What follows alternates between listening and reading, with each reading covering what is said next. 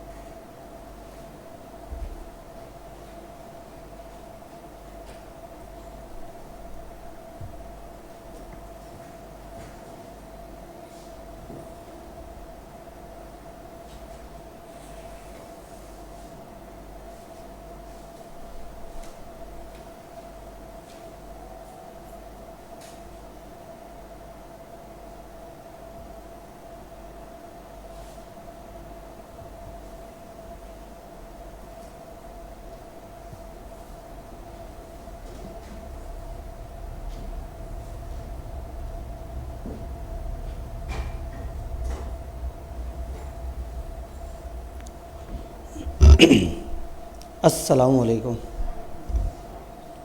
क्या आप जंग में साथ साथ शामिल हैं? हर दिन एक अहम टॉपिक होता है और आज दो अहम टॉपिक हैं, प्रोसेस भी और वेरिएंस भी। और प्रोसेस करते करते एंड पे फिर हम जॉइंट एंड बाय प्रोडक्ट की तरफ चले जाएंगे। कल जाते जाते मैं रिमाइंडर देने लगा था, लेकिन फिर मैंने सोचा कि प्रोसेस कॉस्टिंग है तो लोगों को होगा कि चलो ज़रा अहम टॉपिक है, शुरू से अटेंटिव होकर बैठे हैं। लेकिन चूंकि ये टॉपिक जो है वो एक दफ़ा समझ आने के बाद थोड़ा सा इसका फ़्लो आसान होता है, तो नॉर्मली लोग जो है ज़रा इस टॉपिक को थोड़ा कैजुअली लेते हैं। प्रोसेस कॉस्टिंग की अप्रोच को समझने का एक तरीका ये होता है कि हम एक सवाल पकड़ते हैं और उस सवाल में जितने जितने अलग अलग एलिमेंट्स आते जाते हैं हम उनको एक्सप्लेन करते चले जाते हैं और फिर आहिस्ता आहिस्ता आहिस्ता आहिस्ता सवाल कर करके आप आदी हो जाते हैं कि कौन सी इन्फॉर्मेशन कहाँ से उठानी है, कौन सी इन्फॉर्मेशन कहाँ से उठानी है। मैं प्रोसेस कॉस्टिंग को इसकी बेस से लेके चलने की कोशिश करूँगा। जिस तरह से अभी तक हमने बाकी सारे सब्जेक्ट्स में सारे टॉपिक्स में बात की है कि एक टॉपिक की बेस क्या है, वो कैसे ओरिजिनेट हुआ है, उसमें रूल क्या है, और स्टेप बाय स्टेप उसे मैच्योर करते गए कि अच्छा बस में ये ऐड कर देंगे, ये ऐड कर देंगे, ये ऐड कर दें। तो प्रोसेस कॉस्टिंग का एक फुल फ्लैज सवाल जो है वो काफ़ी ज़्यादा तकलीफदेह होता है। उसमें बहुत सारी चीज़ें होती हैं, opening balance, closing balance, loss, फलाना। लेकिन हम कोशिश करेंगे कि हम शुरू से लेके स्टेप बाय स्टेप बेस बनाते जाएं। कुछ स्लाइड्स इस हवाले से अवेलेबल हैं कि हम स्टेप बाय स्टेप इंक्रीज़ कर रहे होंगे और चलते फिर एंड पे हम एक फ़ाइनल ऐसे फॉर्मेट पे पहुंच जाएं जिसमें प्रोसेस का कोई भी सवाल आए तो हम उसे कर सकें। यानी एक ऐसा फॉर्मेट जिसमें हर तरह के सवाल की एडजस्टमेंट हो, लेकिन उस प्रोसेस तक पहुंचने के लिए मुझे आपका साथ चाहिए होगा। वरना तो हम प्रोसेस कॉस्टिंग को 15 मिनट में ख़त्म कर सकते हैं कि मैं आपको एक आइडियल फॉर्मेट दिखाऊं और मैं कहूँ इसमें आपने डाटा डालना है, सवाल में से कौन सा डाटा कहाँ डल सकता है वो भी बताया जा सकता है। बट मैं ये चाहता हूँ कि आप ये सफ़र साथ साथ करें और थीम समझते हुए चलें। तो अल्लाह करे ये जो इन रिवीजन क्लासेस में जो हम लोगों ने ये थीम सोचा है कि हम लॉजिक समझाते हुए जाएंगे। लॉजिक एक दफ़ा समझ आ गई, पेपर में सवाल थोड़ा सा भी लेफ़्ट राइट हो, लॉजिक अगर क्लियर है तो आप इंशाल्लाह उसे पिक कर लेंगे। विद लॉजिक्स हम बात करेंगे। Process costing, basically need and basics of process costing अगर हम बात करें, यानी कि प्रोसेस कॉस्टिंग क्या है, इसकी क्या ज़रूरत है, किस तरह से है, इसमें थोड़ा सा आपको तो एक दफ़ा सेशन के स्टार्ट में इसने ऐसा करना होता है, उसके बाद ये यूज़ टू हो जाता है और ये वही आइडियल टाइम आ चुका है जिसमें हम इसको एक दफ़ा सज़ा देते हैं, फिर उसके बाद ये हमें तंग नहीं करता।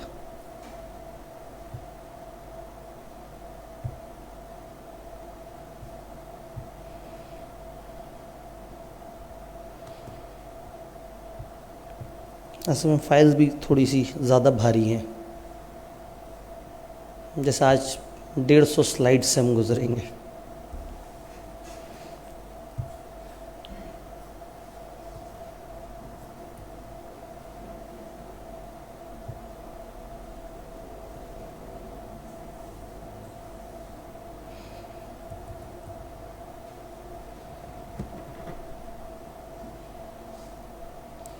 नहीं जी, तो प्रोसेस कॉस्टिंग से मैं टीम को भी थोड़ा सा आइडिया दे दूं।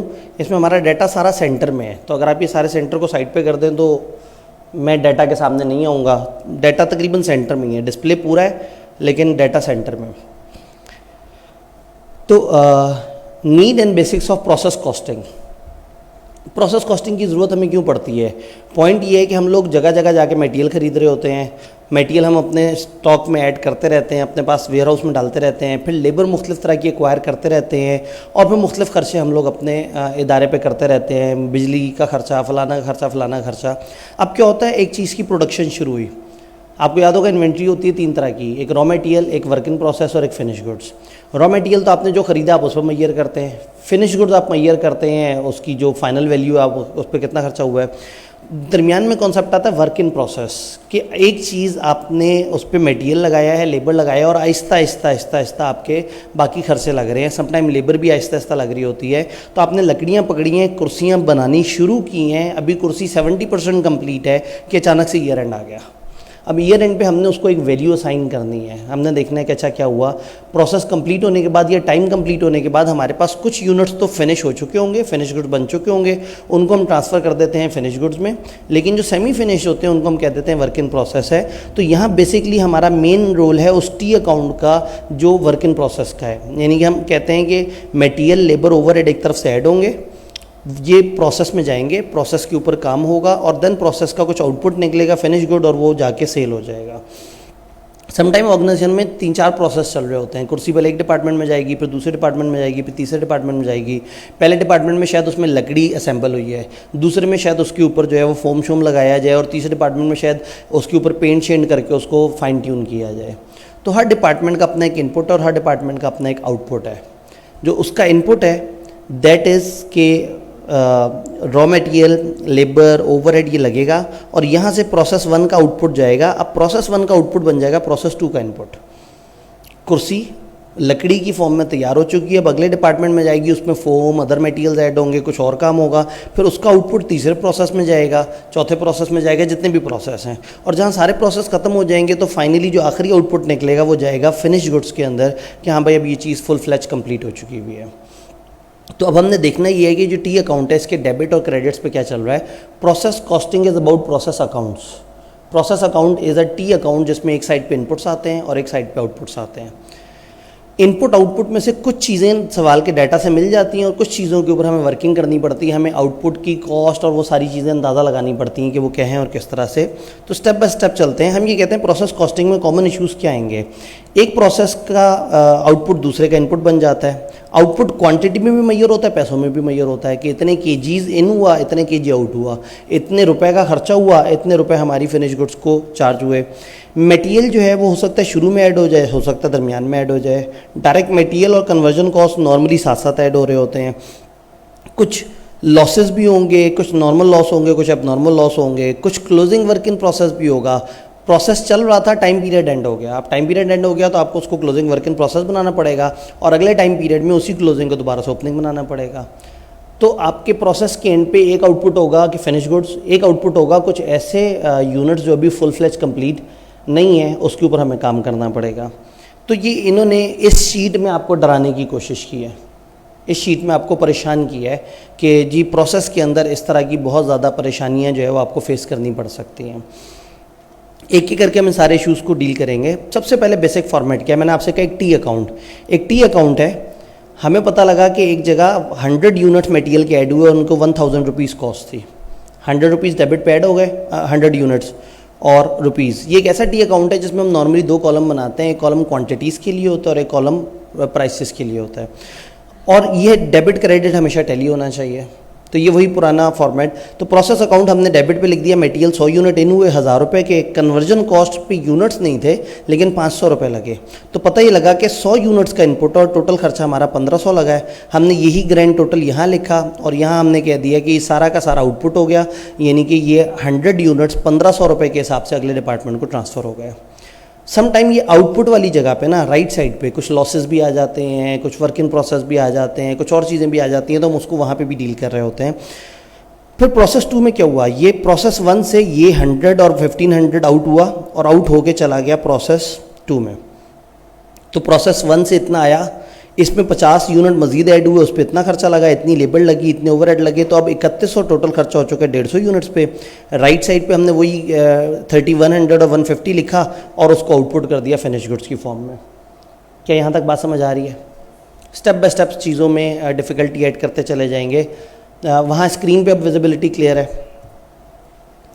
मटेरियल एडेड ड्यूरिंग प्रोसेस और कॉन्सेप्ट ऑफ लॉस, अब वो थोड़ा सा समझा रहे हैं। फॉर एग्जांपल एक प्रोसेस एक्स है, मटेरियल 10,000 kg ऐड हुए, 30,000 उनकी कॉस्ट थी, वेजेस 16,000 रुपये की थी और प्रोडक्शन ओवरहेड्स वो कहते हैं 25% है डायरेक्ट वेजेस का। तो हमने इसका जो वेजेस है उसका 25% यानी 4,000 लिया, तो ये हमारे पास बन गए। वो कहते हैं नॉर्मल लॉस 5% है, जिसकी वजह से हमारा आउटपुट 9500 होगा। इसका मतलब हमारे टी अकाउंट का डेबिट और क्रेडिट आपस में टैली करने के लिए हमें लॉस की एडजस्टमेंट करनी पड़ेगी। हमने कहा 10,000 kg एंटर हुए, 30,000 रुपये उनकी कीमत थी, डायरेक्ट वेजेस 16,000 की थी, प्रोडक्शन 4,000, तो ये बन गया 10,000 यूनिट्स की ग्रैंड टोटल कॉस्ट है 50,000। सेम चीज़ राइट पे होनी चाहिए, 10,000 यूनिट्स ही और 50,000 अमाउंट। अब इसमें दो आउटपुट हैं, एक नॉर्मल लॉस है और एक फिनिश गुड्स है। 500 यूनिट्स का नॉर्मल लॉस हो गया है और फिनिश गुड्स है 9500। अब अगेन हर प्रोसेस को पता होता है कि उसके प्रोसेस में, हर बिज़नेस को पता होता है उसके प्रोसेस में कुछ नॉर्मल लॉसेस हैं जो आने ही आने हैं। फॉर एग्जांपल आपको पता होता है कि जब आप 100 चीज़ें बनाएंगे तो उनमें से 4-5 चीज़ें ख़राब ज़रूर होंगी। तो जब आप कॉस्ट असाइन करते हैं तो जो 4-5 चीज़ें ख़राब हुई होती हैं आप उनको इग्नोर कर देते हैं और आप अपने जो रिमेनिंग जितने गुड्स बने होते हैं उनको काउंट करते हैं कि इनके ऊपर मेरी कॉस्ट लगी है सारी की सारी।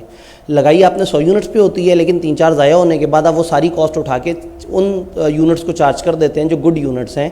तो एक जुमला बोला जाता है कि गुड यूनिट्स नॉर्मल लॉस को एब्जॉर्ब कर लेते हैं, गुड यूनिट्स नॉर्मल लॉस को एब्जॉर्ब कर लेते हैं। तो गुड यूनिट्स ने जनाब नॉर्मल लॉस का वज़न सारा का सारा अपने ऊपर ले लिया और हमने कहा कि 9500 यूनिट्स को हम 50,000 उसके सामने लिख दें और नॉर्मल लॉस के आगे हम कुछ ना लिखें।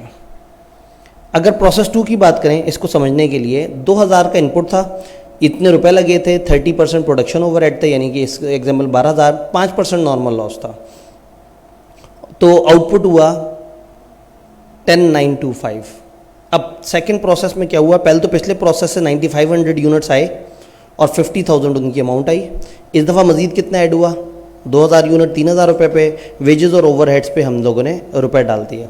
अब 11,500 kg का टोटल खर्चा कितना हुआ हुआ है, 1,05,000। अब हम कहते हैं कि 5% लॉस है, जितना भी इनपुट होगा उसका 5% लॉस है। तो इस दफ़ा इनपुट है हमारा 11,500, इसका 5% लिया 575, वो हमने यहाँ लिखा। आपको पता है ये टोटल यहाँ और ये वाली टोटल यहाँ होना चाहिए, ये हमेशा मैच करें। तो जब मैं 575 यहाँ लिखूँगा तो जो बैलेंसिंग फिगर है वो ऑटोमेटिकली मेरा आउटपुट बन जाएगा। तो और नॉर्मल लॉस के आगे उसकी अमाउंट नहीं एलोकेट की और आउटपुट के आगे उसकी अमाउंट हमने एलोकेट कर दी। अगर आपको ये टी अकाउंट बनाना आता है तो सारी लॉजिक बड़ी आसान है। इंटरेस्टिंग बात है, इस दफ़ा पेपर में सबसे बड़ा सवाल 20 नंबर का एक सवाल प्रोसेस कॉस्टिंग का आया। और उसमें टी अकाउंट ही दिया हुआ था और बच्चों को उसमें से डाटा उठाना ही नहीं आ रहा था। वो जो रिवायती तरीके से रट्टा मार के बैठे हुए थे कि एक फॉर्मेट में चीज़ें बस पुट करते जानी होती हैं, वो खुद ब खुद जवाब निकल आता है। उन्होंने आपको टी अकाउंट टाइप की चीज़ दे के उसमें कुछ डाटा दिया, कुछ डाटा को मिसिंग कह दिया, कुछ प्रोसेस अकाउंट की बातें कर दी, कुछ अमाउंट्स की बातें कर दी और लोग परेशान हो गए। तो ultimately by the end of process costing जो असल आउटपुट है ना, वो एक टी अकाउंट है जिसमें इनपुट्स और आउटपुट्स टैली करने चाहिए। उसकी वर्किंग के लिए हम वो सारा काम करते हैं, इक्विवेलेंट यूनिट्स फलाना फलाना, वो सारी वर्किंग्स। लेकिन असल चीज़ है प्रोसेस अकाउंट। प्रोसेस अकाउंट की वैल्यूज़ तक पहुंचने के लिए हम वो 2-3 स्टेप और वो सारी जद्दोजहद कर रहे होते हैं। थोड़ा आगे चलते हैं। यहाँ तक बात क्लियर है, इनपुट आउटपुट। अब नॉर्मल लॉस के कॉन्सेप्ट की बात करते हैं कि नॉर्मल लॉस हमने क्या कहा कि एक प्रोसेस के दरमियान नॉर्मली एक लॉस एग्जिस्ट करता है कि अगर आप 100 यूनिट बना रहे हैं तो नॉर्मली आपको पता होता है 4-5% लॉस हो जाएंगे। अगर आप 100 डेटर से डील कर रहे हैं तो आपको पता है कि 3-4 डेटर्स भाग जाएंगे। आप अगर कुछ खास प्रोडक्शन में है तो आपको पता है कि ये प्रोसेस है, इस प्रोसेस में हम लिक्विड इन करते हैं, हीट की वजह से 3-4% तो इवेपोरेट हो ही जाता है। तो इसको हम नॉर्मल लॉस कहते हैं, जिसका आपको पहले से ही पता होता है, रफ अंदाज़ा होता है कि इतना हमें नॉर्मल लॉस हो जाएगा।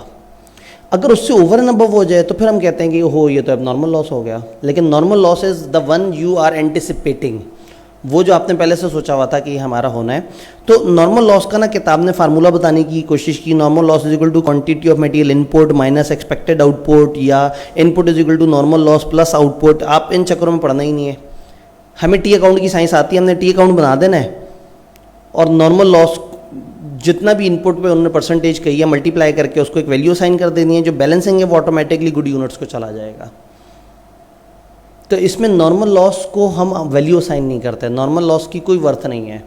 नॉर्मल लॉस के यूनिट्स का के सामने खर्चा नहीं लिखते, वो खर्चा भी उठा के हम अच्छे वाले यूनिट्स को चार्ज कर देते हैं। तो गुड यूनिट्स एब्जॉर्ब कर लेते हैं नॉर्मल लॉस को अपने अंदर। एक स्टेप आगे बढ़ते हैं। Normal loss without recovery. अगर एक नॉर्मल लॉस और उसमें कोई रिकवरी नहीं है, भाई नॉर्मल लॉस हो गया, हमने कहा ये कुर्सियाँ ज़ाया हो गई, ख़राब हो गई, पता लगा अब ये बिक ही नहीं सकती, 2 रुपये की भी नहीं बिक सकती।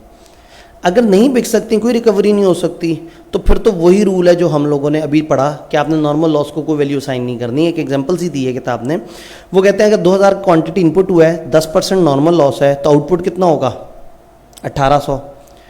और फिर उन्होंने कहा कि मटेरियल की कॉस्ट इतनी लगी है, लेबर की कॉस्ट इतनी लगी है, ओवरहेड की कॉस्ट इतनी लगी है। तब रादर देन कि हम इसको यूँ डिवाइड करेंगे किसकी पर यूनिट क्या आएगी, हम बनाएंगे एक टी अकाउंट। टी अकाउंट में हम कहेंगे 2000 इन हुआ, 3600 उसके पैसे थे, डायरेक्ट लेबर 300 की थी, ओवरहेड 600 के थे, ये आ गया। वही 2000 हमने यहाँ पे लिख दिया और वही 4500। नॉर्मली डेबिट साइड आपकी फ़ौरन से आपके पास पता होती है स्टार्ट में ही, आप वही टोटल उठा के क्रेडिट साइड पे लिखते हैं और बस उसके कंपोनेंट पूरे करते हैं। अभी 2 कंपोनेंट है, आउटपुट और नॉर्मल लॉस। नॉर्मल लॉस कितना है 2000 इंटू 10% यानी 200। तो 2000 में से 200 माइनस करें, जो बच गया बैलेंसिंग फिगर वो क्या है आउटपुट। और इसके आगे तो हमने अमाउंट नहीं लिखनी, तो ये अमाउंट इसके आगे लिखनी है। अब अगर आपसे कोई पूछे बताओ गुड आउटपुट की कॉस्ट क्या है, तो आप कहेंगे भाई 4500 डिवाइड बाय 1800, तो हमारे पास आ जाएगा 2.5 पर लीटर पर केजी। अब इसका इन्होंने ना फार्मूला लॉस के साथ फार्मूला बताने की कोशिश करते हैं कि per unit cost of good output is total process cost divide by expected unit, और वो सारा कुछ है। हम ये फार्मूले और इस चक्कर में पढ़ेंगे ही नहीं, क्योंकि हमारा टी अकाउंट हमारा सारा काम खुद से कर दिया करेगा। क्या यहाँ तक हमारा टी अकाउंट कंट्रोल में है? थोड़ा सा एक स्टेप आगे चलते हैं। हम कहते हैं नॉर्मल लॉस में अगर रिकवरी वैल्यू आ जाए, नॉर्मल लॉस है लेकिन इस दफ़ा वो कुर्सियाँ 100 की बिक सकती हैं, असल वाली कुर्सी तो 500-1000 की बिकेगी, लेकिन ये जो लॉस वाली कुर्सी है इसकी कुछ ना कुछ रिकवरी वैल्यू है। सवाल आपको बता देता है इसको इतने % रिकवरी वैल्यू है या पर यूनिट आपको इतने पैसे मिल जाएंगे। तो फिर आप क्या करते हैं, आप उस रिकवरी वैल्यू को नॉर्मल लॉस के सामने असाइन कर देते हैं। रूल भला क्या है, गुड यूनिट्स की कॉस्ट बन जाएगी टोटल प्रोसेस की cost minus scrap value divided by expected units of output. Rather than हम इस फार्मूले को रटा मारें, हम टी अकाउंट में ही सारी चीज़ देख लेते हैं। हम क्या करेंगे, इन्होंने सवाल वही दिया है, अब इस दफ़ा कहा है कि स्क्रैप वैल्यू नॉर्मल लॉस की है 0.9 पर लीटर, और मेरी एग्जांपल में लॉस कितना हुआ था 200, तो 180 रुपया हमारा रिकवरी वैल्यू है। अब वही टी अकाउंट दोबारा देखते हैं, ऊपर वाले डाटा को इग्नोर कर देते हैं क्योंकि अब टी अकाउंट से हम सारी चीज़ समझ रहे हैं। 2000 लीटर इनपुट हुआ, इसकी कॉस्ट इनपुट हुई, तो 2000 का इनपुट और 4500 की कॉस्ट है। जैसे ही आपकी डेबिट साइड का टोटल पूरा आपके पास आ जाए करे, फ़ौरन से वही टोटल उठा के क्रेडिट साइड पे सारा लिख दिया करें, ताकि आपको पता हो कि मुझे टोटल इतना निकालना है। नॉर्मल लॉस के आगे 200 लिखा और दूसरे के आगे लिख दिया 1800, हमारे लीटर्स वाला कॉलम टैली हो गया। अब राइट पे आते हैं। नॉर्मल लॉस के आगे हम कोई वैल्यू नहीं लिखते थे, लेकिन इस दफ़ा उसकी एक रिकवरी है, तो मैं कह सकता हूँ ये 200 यूनिट्स की वर्थ है 180 रुपया। इसका फ़ायदा क्या होगा? इसका फ़ायदा ये होगा जब मैं 180 यहाँ लिखूंगा तो मेरी टोटल जो कॉस्ट है ना, जो लेफ्ट से आ रही है, उसमें से 180 माइनस करके जो कॉस्ट होगी वहाँ यहाँ लोकेट होगी। अब अगर मैं इसको इस पर डिवाइड करूँगा तो मेरे पास 2.4 आ जाएगा, और अगर मैं फार्मूला यूज़ करता cost, process cost minus recovery value divided by expected good units, तो भी जवाब यही आता। तो सिंपली आपने ये डेबिट और क्रेडिट वाला मामला सीधा रखना है। ये मामला सीधा रख दिया तो चीज़ें बड़ी आसान हो जाएंगी। मैं बिल्कुल बेसिक प्रोसेस कॉस्ट अकाउंट से चल रहा हूँ, जिसमें अभी तक पहली चीज़ आई है नॉर्मल लॉस। फिर आगे आप नॉर्मल लॉस की बातें करेंगे, फिर कुछ और इस तरह की बातें करेंगे। बस साथ साथ इस सफ़र में मेरे चलते जाना है। पता नहीं आप लोग साथ चल रहे हैं या नहीं। यहाँ तक बातें सही हैं, आप कहेंगे सर यहाँ तक तो सीधा ही, आगे चलें ज़रा। क्लोजिंग वर्क इन प्रोसेस आए, ओपनिंग आए, कोई FIFO आए, कोई FCO आए, सब कुछ आता चला जाएगा। हमारी टी अकाउंट से दोस्ती नहीं ख़राब होनी चाहिए, ठीक है। टी अकाउंट आपका मेन चीज़ है, यहीं से हम चीज़ें निकालते जाएंगे। जब बहुत फंसेंगे तो फिर हम किसी वर्किंग में जाएंगे, लेकिन उस वर्किंग से भी निकालेंगे इसी टी अकाउंट का डाटा, ठीक है जी। Normal loss with cost of disposal, लो जी उलट हिसाब हो गया। इस दफ़ा नॉर्मल लॉस तो है, उससे रिकवरी नहीं हो रही, आपको वो नॉर्मल लॉस के यूनिट बाहर फेंकवाने के लिए पैसे देने पड़ेंगे। हम एक जगह एक बिल्डिंग में, एक RIT में बिल्डिंग में थोड़ी सी कंस्ट्रक्शन कर रहे थे, कुछ दीवारें शिवारें उस तरह से कर रहे थे। हमें कुछ मलबे की ज़रूरत थी, जो टूट फूट के बाद नहीं छोटे छोटे पत्थर और इस तरह से होते हैं। हमने पता किया तो मार्केट वालों ने कहा जी इतने की एक ट्रॉली पड़ेगी आपको मलबे की, या इतने किलो मलबा, या इतना मलबा आपको इतने रुपए का मिलेगा। हमने कहा चलो ठीक है, मजबूरी है। फिर क्या हुआ, उसी बिल्डिंग में एक जगह हमने खुद भी तोड़ फोड़ की, एक आध दीवार गिराई, एक आध जगह से चीज़ें होगी। अब हमारे पास अपना घर का मलबा इकट्ठा हो गया। हमने कहा मज़ेदार बात हो गई, अब तो हमारे पास मलबा पड़ा हुआ है। तो ये मलबे की इतनी वर्थ है कि जब हम खरीदने गए थे तो उन्होंने बड़ा महंगा चार्ज किया था। हमने फिर एक पार्टी से बात की, हमने कहा भाई हमारे पास मलबा पड़ा है, उठाना है। वो आए, उन्होंने कहा कि कितने रुपए देंगे उठवाने के। हमने कहा भाईजान ये बिकने वाली चीज़ है। उन्होंने कहा जब होगी तब देखी जाएगी, आप बेच सकते हैं। हमने कहा नहीं हमारे पास तो कोई ग्राहक नहीं है। उन्होंने कहा जी इस वक्त मैं सिर्फ आपके पास से उठा के ले जाके कहीं डंप कर दूंगा, वो आगे जो मर्जी उसके साथ करें, मैं उठवाने की मजदूरी लूँगा। तो जो हमारा लॉस ड्यूरिंग प्रोसेस था उसकी हमें रिकवरी कोई नहीं मिली, उल्टा उसको वहाँ से माल को उठवाने के पैसे देने पड़ रहे थे। और शायद अगले ही दिन वो माल मंगवाएंगे इसी बंदे से, तो वो पैसे भी चार्ज करेगा।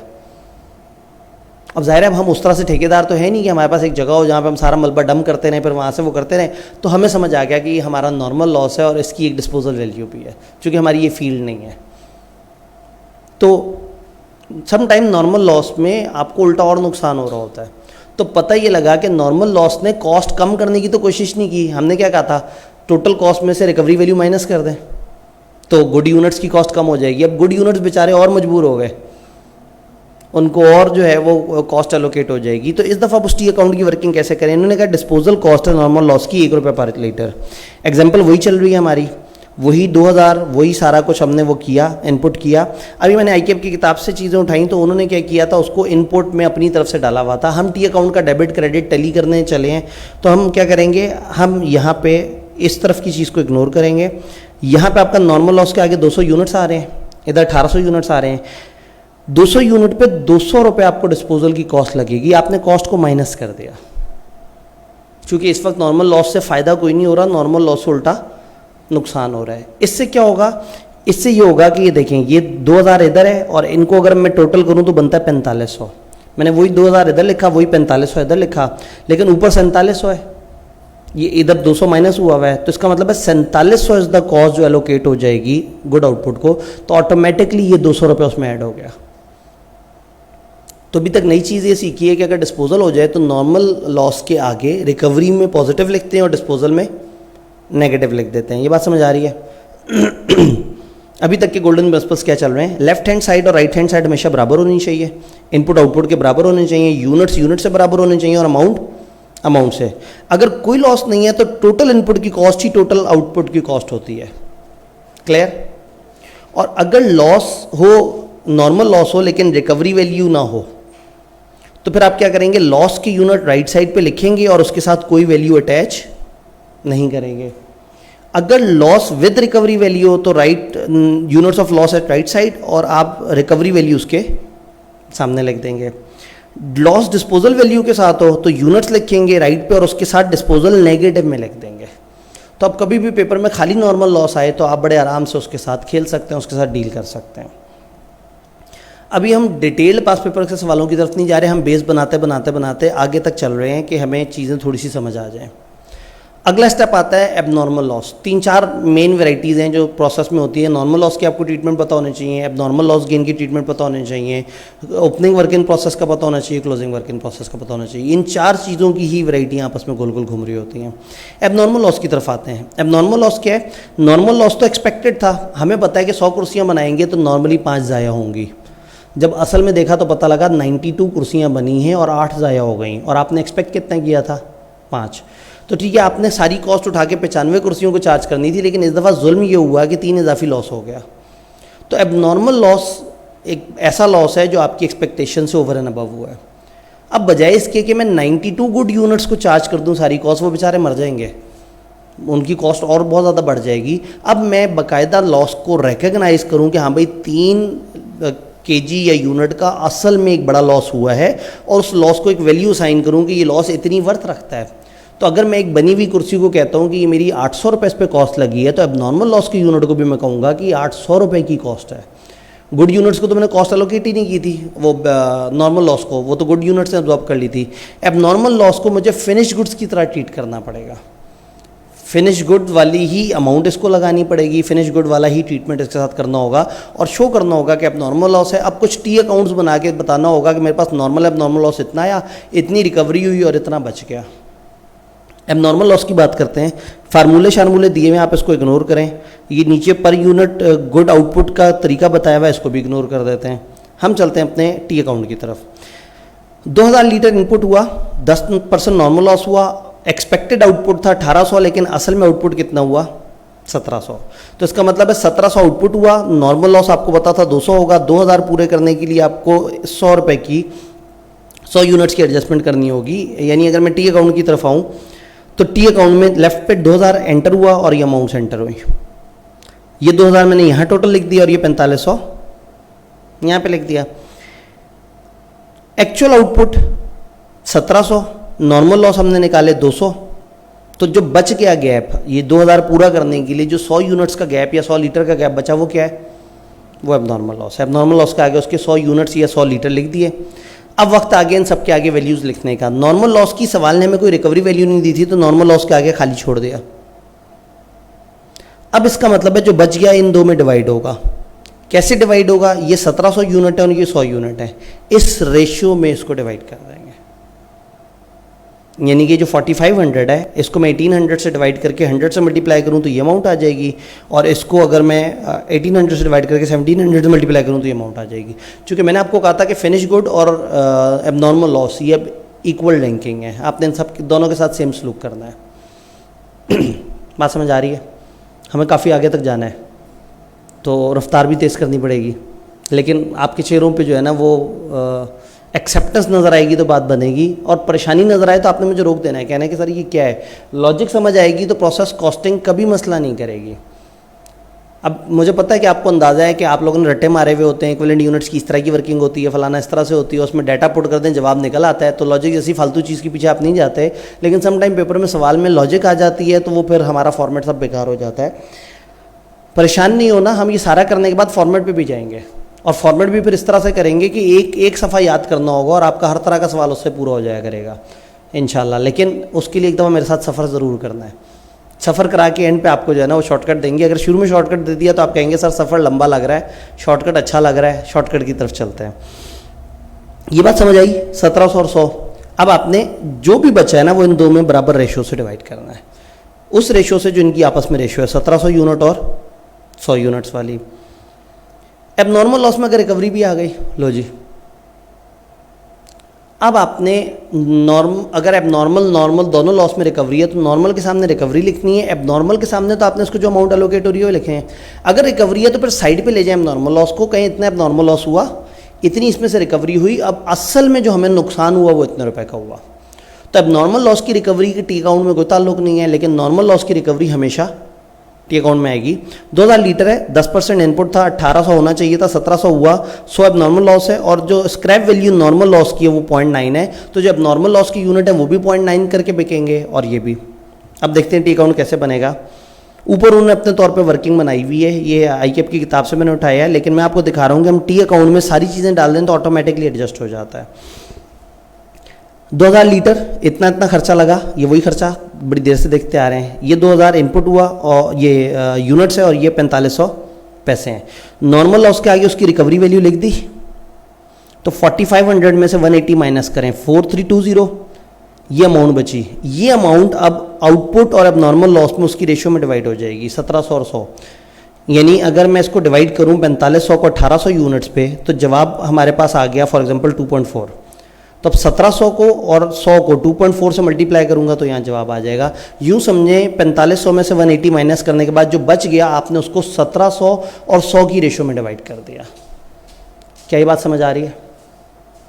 आपने क्या करना है, फिनिश गुड अब नॉर्मल लॉस का ट्रीटमेंट सेम रखना है। अब आप कहेंगे सर बाकी सब सही है, इसकी रिकवरी कहाँ गई? अब नॉर्मल लॉस की जो रिकवरी है उसके लिए फिर हम टी अकाउंट बनाएंगे अब नॉर्मल लॉस का अपना।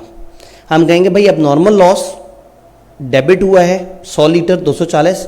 आपको एंट्री पढ़नी आती है ना, ये अगर एक चीज़ यहाँ लिखी हुई है लेजर में राइट पे, यहाँ लिखा हुआ है अब नॉर्मल लॉस और यहाँ लिखा हुआ है 240 रुपये और 100 और ऊपर प्रोसेस, तो किसी लेजर के अगर राइट पे कुछ लिखा हुआ है तो अगर मैंने इसकी एंट्री पढ़नी है तो क्या मैं ऐसे बोलूँगा this is abnormal loss to process x.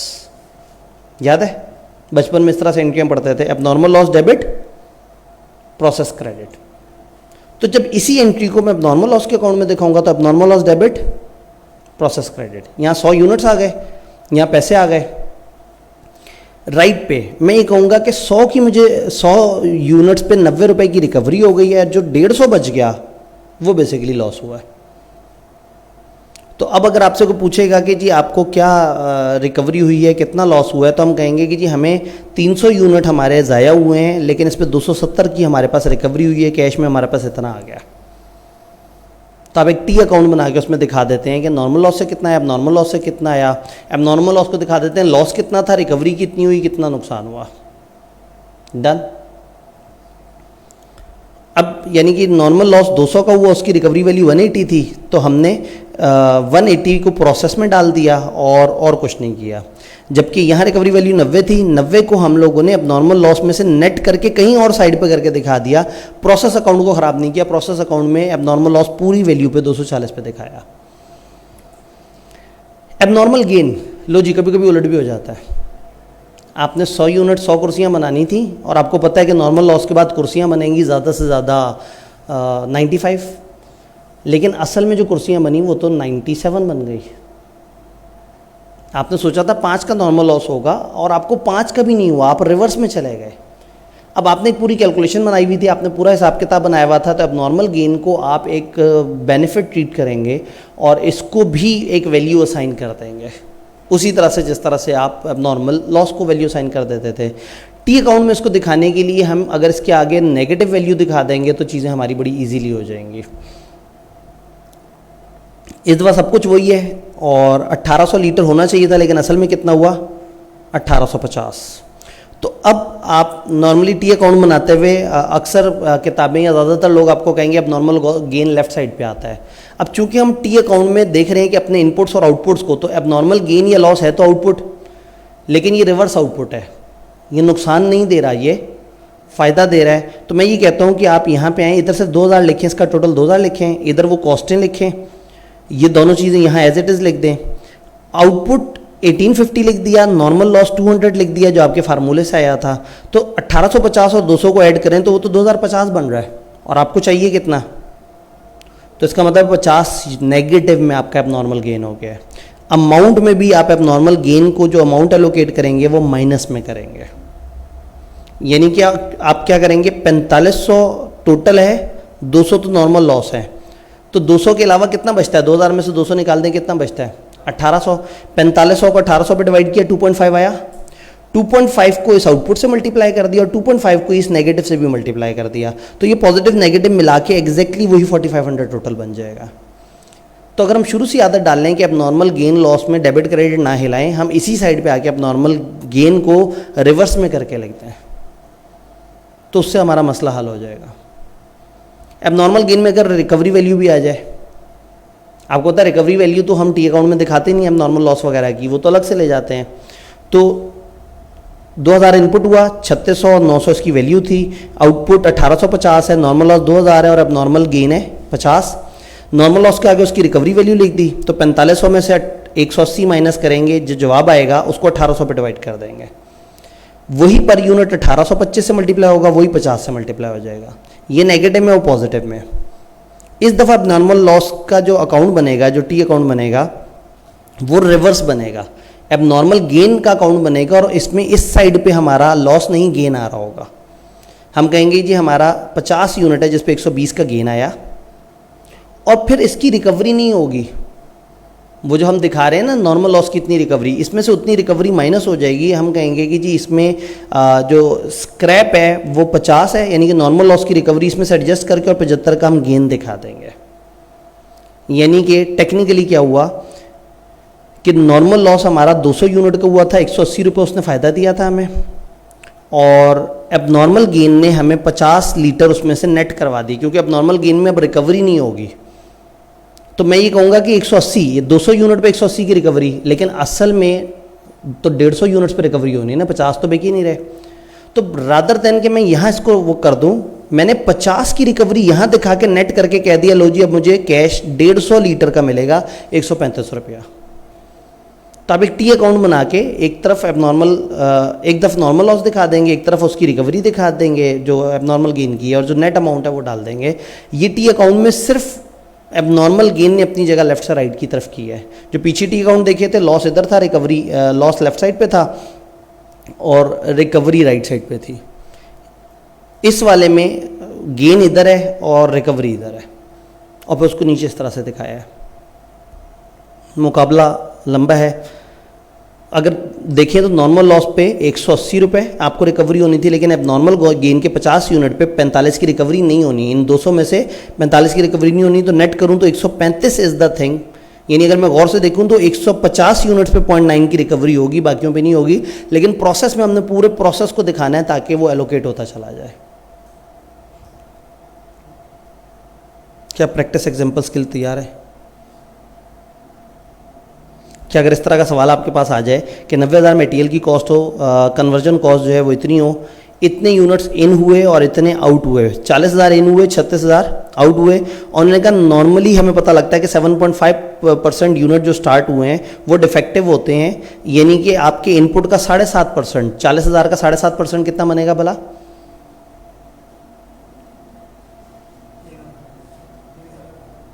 कितना? 3,000 बनेगा। तो इसका मतलब 40,000 इन हुआ, 3,000 हमारा नॉर्मल लॉस हो गया, 36,000 हमारा आउटपुट है, तो बचा क्या? 1,000 अब नॉर्मल लॉस होगा, और रिकवरी वैल्यू भी दी हुई है 1.8 पर यूनिट। तो हम 3,000 के आगे 1.8 के हिसाब से मल्टीप्लाई करके लिख देंगे। यानी कि प्रोसेस अकाउंट में 40,000 इधर आया, ये 90,000 उसकी कॉस्ट लगी, ये हमने यहाँ लिखा 36,000 फिनिश गुड, 3,000 नॉर्मल और 1,000 अब नॉर्मल, और फिर वही काम किया फिनिश। वो जो नॉर्मल लॉस के सामने उसकी रिकवरी वैल्यू लिख दी उस रेट से, जो रेट बताया हुआ था। जो बच गया, एक 62,650 में से 5400 माइनस कर दिया, जो बच गया उसको हमने अब 37,000 पे डिवाइड कर देना है। तो यूँ समझें कि अब नॉर्मल लॉस और फिनिश गुड को हमने प्रो रेट कर देना है, इनको प्रोपोर्शनेटली उतनी इतनी चीज़ एलोकेट कर देनी है। क्या बात समझ आ रही है क्लियरली? अब नॉर्मल लॉस का अकाउंट उसी तरह से कि एक तरफ लॉस आ गया, एक तरफ रिकवरी आई, और जो बच गया वो प्रॉफिट एंड लॉस में एक्सपेंस के तौर पे चला गया। इतना स्टार्ट हुआ, इतना लॉस हुए, इतने ट्रांसफ़र हुए, इतना ऐसे हुआ ऐसे हुआ, इसी तरह से प्रोसेस भी दिया हुआ है। तो इसके भी अगेन मतलब ये है कि अगर हम गौर से देखें तो 5% नॉर्मल लॉस का मतलब है कि 60,000 के ऊपर 5% अगर लॉस हो कितना होगा?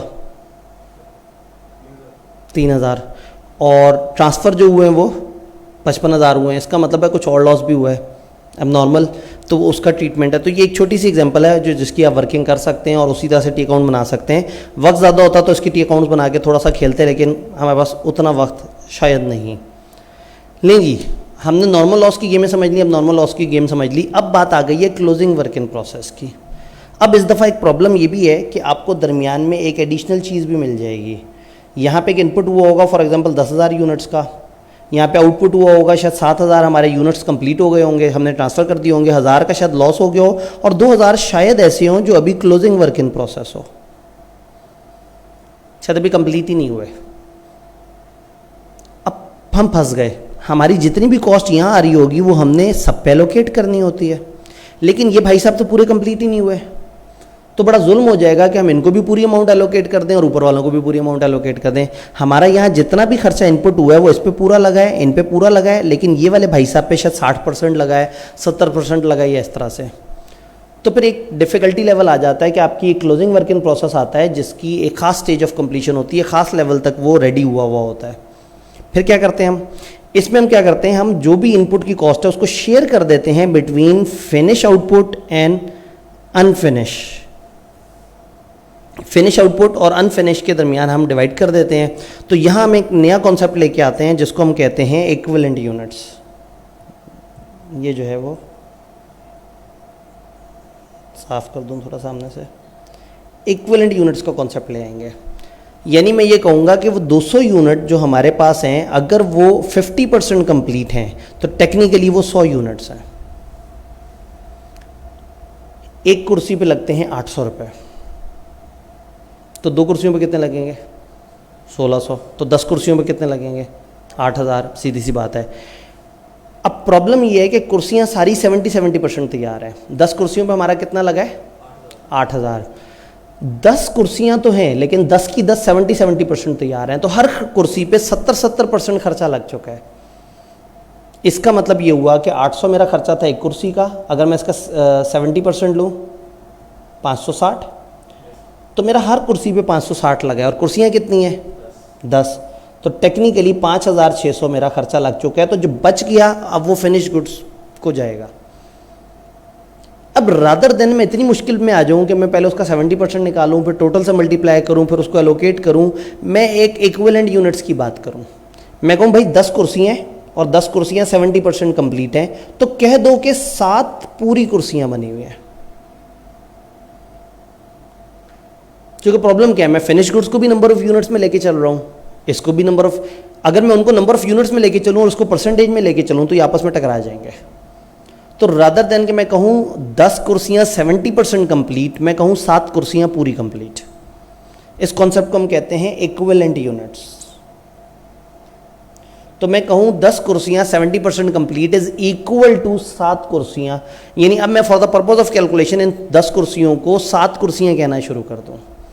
इसको हम कहते हैं इक्विवेलेंट यूनिट। 400 यूनिट अगर 20% कंप्लीट हैं तो मैं कहूँगा 80 यूनिट 100% कंप्लीट है। तो जब जब भी मैंने एलोकेट करना होगा यूनिट्स को, तो मैं इसको इक्विवेलेंट यूनिट्स के हिसाब से एलोकेट कर दूंगा, तो ये मसला हल हो जाएगा हमारा कि वर्क इन प्रोसेस को कॉस्ट किस तरह से एलोकेट करनी है। बात समझ रहे हैं? देखते हैं थोड़ा। जब हम इस तरह से करते हैं ना इस कॉन्सेप्ट को, तो हमें 3 स्टेटमेंट्स बनानी पड़ती हैं। एक को हम कहते हैं कॉस्ट ऑफ इक्विवेलेंट यूनिट, एक को हम कहते हैं स्टेटमेंट ऑफ इक्विवेलेंट यूनिट, एक को हम कहते हैं कॉस्ट पर इक्विवेलेंट यूनिट, और तीसरा है एलोकेशन जो फिनिश गुड्स और इन चीज़ों को हो रही होती है। यानी सबसे पहले ये डाटा हमारे पास दिया हुआ है, 4000 यूनिट हैं, 3500 कंप्लीट हुए हैं, क्लोजिंग वर्क इन प्रोसेस 500 है, और लॉस शॉस नहीं दिया हुआ, शुक्र है, बहुत अच्छे लोग हैं, क्योंकि इन्होंने कहा कि एक वक्त में 2 खिचड़ियाँ ना हो। 500 यूनिट की क्लोजिंग इन्वेंट्री 100% कंप्लीट है मटेरियल के लिए, क्योंकि वो कह रहे हैं सारा डायरेक्ट मटेरियल बिगनिंग में ऐड हो रहा है। तो अगर कुर्सियों पे सारी लकड़ी लग चुकी है तो लकड़ी की मद में तो नुकसान नहीं हुआ, लेकिन लेबर और ओवरहेड अभी 70% लगे हैं, बाकी नहीं लगे। तो इसका मतलब अब उन कुर्सियों को लेबर मटेरियल के हिसाब से हिसाब लगाना पड़ेगा। तो हम क्या करते हैं, हम एक इक्विवेलेंट यूनिट्स की वर्किंग बनाते हैं।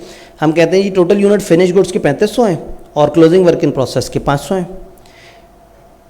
ये फिनिश गुड्स हर हवाले से 100% कंप्लीट है, लेकिन जो क्लोजिंग वर्क इन प्रोसेस है 100% कंप्लीट है मटेरियल के हिसाब से और 40% कंप्लीट है कन्वर्जन के हिसाब से। तो इसका मतलब मटेरियल के हिसाब से तो 3500 फिनिश गुड्स और 500 का क्लोजिंग वर्क इन प्रोसेस, 4000 के 4000 मटेरियल की टर्म में पूरे हैं। तो मटेरियल का खर्चा है वो तो पूरे के पूरे 4000 यूनिट्स पे डिवाइड हो जाना चाहिए, लेकिन जो लेबर का खर्चा इन 3500 पे पूरा लगा है और इन 500 पे 40% लगा है। और हमने कहा था कि 500 पे 40% का क्या मतलब है? 200। तो जो लेबर का खर्चा है वो 3700 यूनिट्स पे लगा है और जो मटेरियल का खर्चा है वो 4000 यूनिट्स पे लगा है। तो वसूलन मुझे मटेरियल के खर्चे को 4000 यूनिट्स पे स्प्रेड कर देना चाहिए और लेबर के खर्चे को 3700 पे स्प्रेड कर देना चाहिए और दोनों को टोटल करके मैं टोटल खर्चा निकाल लूँ। क्या ये बात यहाँ तक समझ आ रही है? पक्का? ज़रा से भी डाउट है तो बता देना है, क्या कन्फ्यूजन है? सब क्लियर है? सब क्लियर है? पक्का? डन।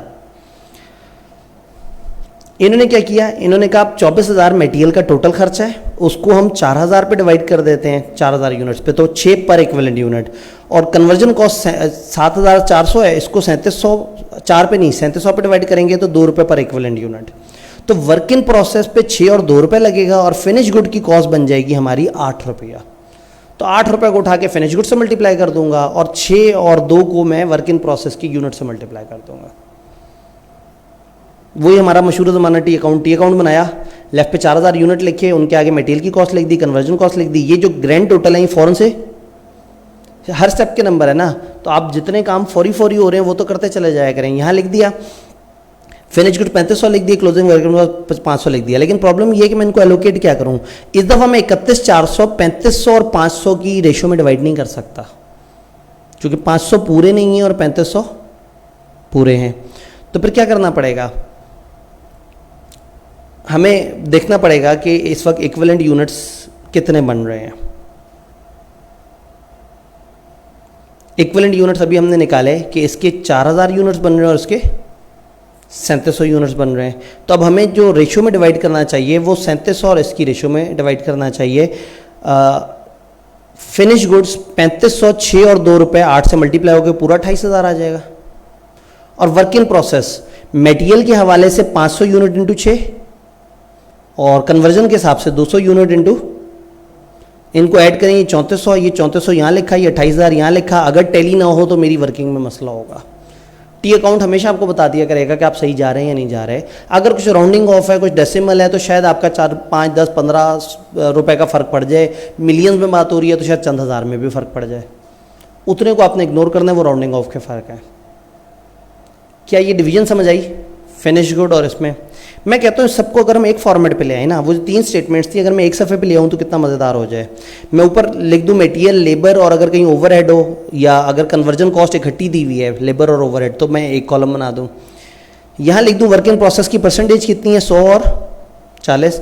वर्क इन प्रोसेस की यूनिट्स 500 थे, तो 100% के हिसाब से मटेरियल 500 और वर्क इन प्रोसेस 200। तो कंप्लीटेड यूनिट्स कितने हैं, 3500। फिनिश गुड्स में 3500 डाल दूँ तो इक्विवेलेंट यूनिट्स बने 3500 और 500 4000, 200 और 3500 3700। तो अब मटेरियल का खर्चा मटेरियल पे मल्टीप्लाई होगा, लेबर का खर्चा लेबर पे मल्टीप्लाई होगा, फिनिश गुड में सारा ओवरऑल खर्चा। कॉस्ट कितनी इंकर हुई है, मटेरियल पे कितनी हुई है 24,000 हमारे एग्जांपल में, और लेबर पे सवाल में दी हुई थी कि मटेरियल पे 24,000 और लेबर पे 24,000 और 7,400 लगाया।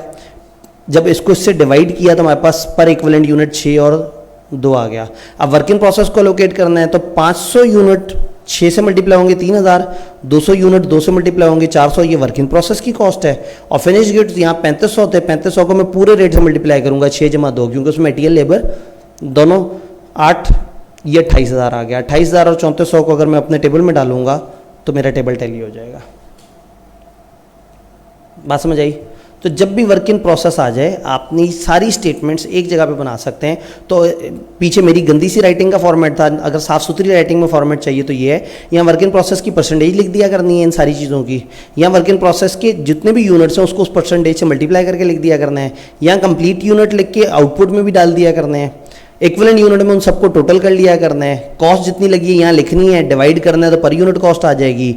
और फिर आपने वर्क इन प्रोसेस को एलोकेट करते हुए इनको मल्टीप्लाई कर देना है आपस में, और फिनिश गुड को एलोकेट करते हुए इन 2 चीज़ों को मल्टीप्लाई कर देना है। फिनिश गुड के लिए इन 2 को मल्टीप्लाई कर देना है, वर्क इन प्रोसेस के इसको ये 6 को 500 से और 2 को 200 से, और जवाब निकल आएगा। तो मैंने साथ ना ग्रिड में चीज़ें बताई हुई हैं, लेकिन अभी इसे नोट करने का फ़ायदा कोई नहीं, क्योंकि अभी इसमें और चीज़ें भी ऐड होनी है। तो अल्टीमेटली चलते चलते हम एक ऐसे फॉर्मेट पे पहुंच जाएंगे जिसमें आप डाटा डालेंगे और सवाल सॉल्व हो जाएगा। लेकिन आपको पीछे की रूट कॉज लॉजिक पता होनी चाहिए। क्या लॉजिक हमें समझ आ रही है? क्लोजिंग वर्क इन प्रोसेस से क्या एक्स्ट्रा हुआ, आपने तीन नई वर्किंग्स ले आए आपने। पहले जो इक्विवेलेंट यूनिट्स है वो निकाले, फिर कॉस्ट लिखी, कॉस्ट इक्विवेलेंट यूनिट पर इक्विवेलेंट यूनिट लगाई और फिर एंड पे उसको एलोकेट कर दिया। वर्क इन प्रोसेस की प्रैक्टिस एग्जांपल लें जी, तेज़ी से देखते हैं। ओपनिंग वर्क इन प्रोसेस 0 है, शुक्र है। यूनिट 14,000 इन हुए हैं, 10,000 आउट हुए हैं और क्लोजिंग वर्क इन प्रोसेस है 4,000। 70,000 का मटेरियल और 48,000 का कन्वर्जन है। सिर्फ प्रोसेस 1 की बात करते हैं। प्रोसेस 1 में 14,000 इन हुआ, 17,000 उसकी कॉस्ट थी और 48 ये थी, ये टोटल हो गया। ये टोटल क्या करूं, फौरन से यहां लिख लूं। अच्छा, फिनिश गुड 10,000 और closing work in process 4,000। Problem है कि ये दो कहां से आएंगे, ये दो आएंगे उस वर्किंग से।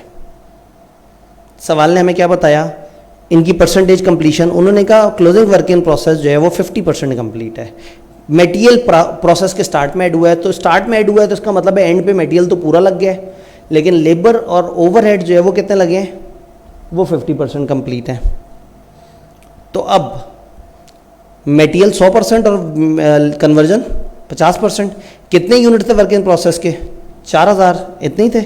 ये नीचे दिए हुए 4,000 यहाँ डाले, 4,000 का 100% और 4,000 का 50% यहाँ आ गया। कंप्लीटेड यूनिट्स कितने हैं, 10,000 लिख दिए। फिनिश गुड में 10,000 आ गया। टोटल करते हैं, ये 14,000, ये 12,000 और ये 10,000। कॉस्ट कितनी लगी है, ये लिखी हुई आ रही है 17,000 और 17,000 मटेरियल की कॉस्ट है और कन्वर्जन की कॉस्ट कितनी है 48। तो इस 70 को 14 पे डिवाइड किया इक्विवेलेंट यूनिट्स पे, तो 5 रुपये पर इक्विवेलेंट यूनिट आ गया। इस 48 को 12 पे डिवाइड किया, 4 रुपये पर इक्विवेलेंट यूनिट आ गया। और फिनिश गुड के लिए 5 जमा 4 को जमा किया, 9 आ गया। तो 9 को मल्टीप्लाई करते हैं 10,000 से 90,000 आ गया। एक आसान हल है, लेफ्ट वाली कैलकुलेशन नहीं भी की, यहाँ 90 लिखा तो जो बैलेंसिंग है वो किसका होगा,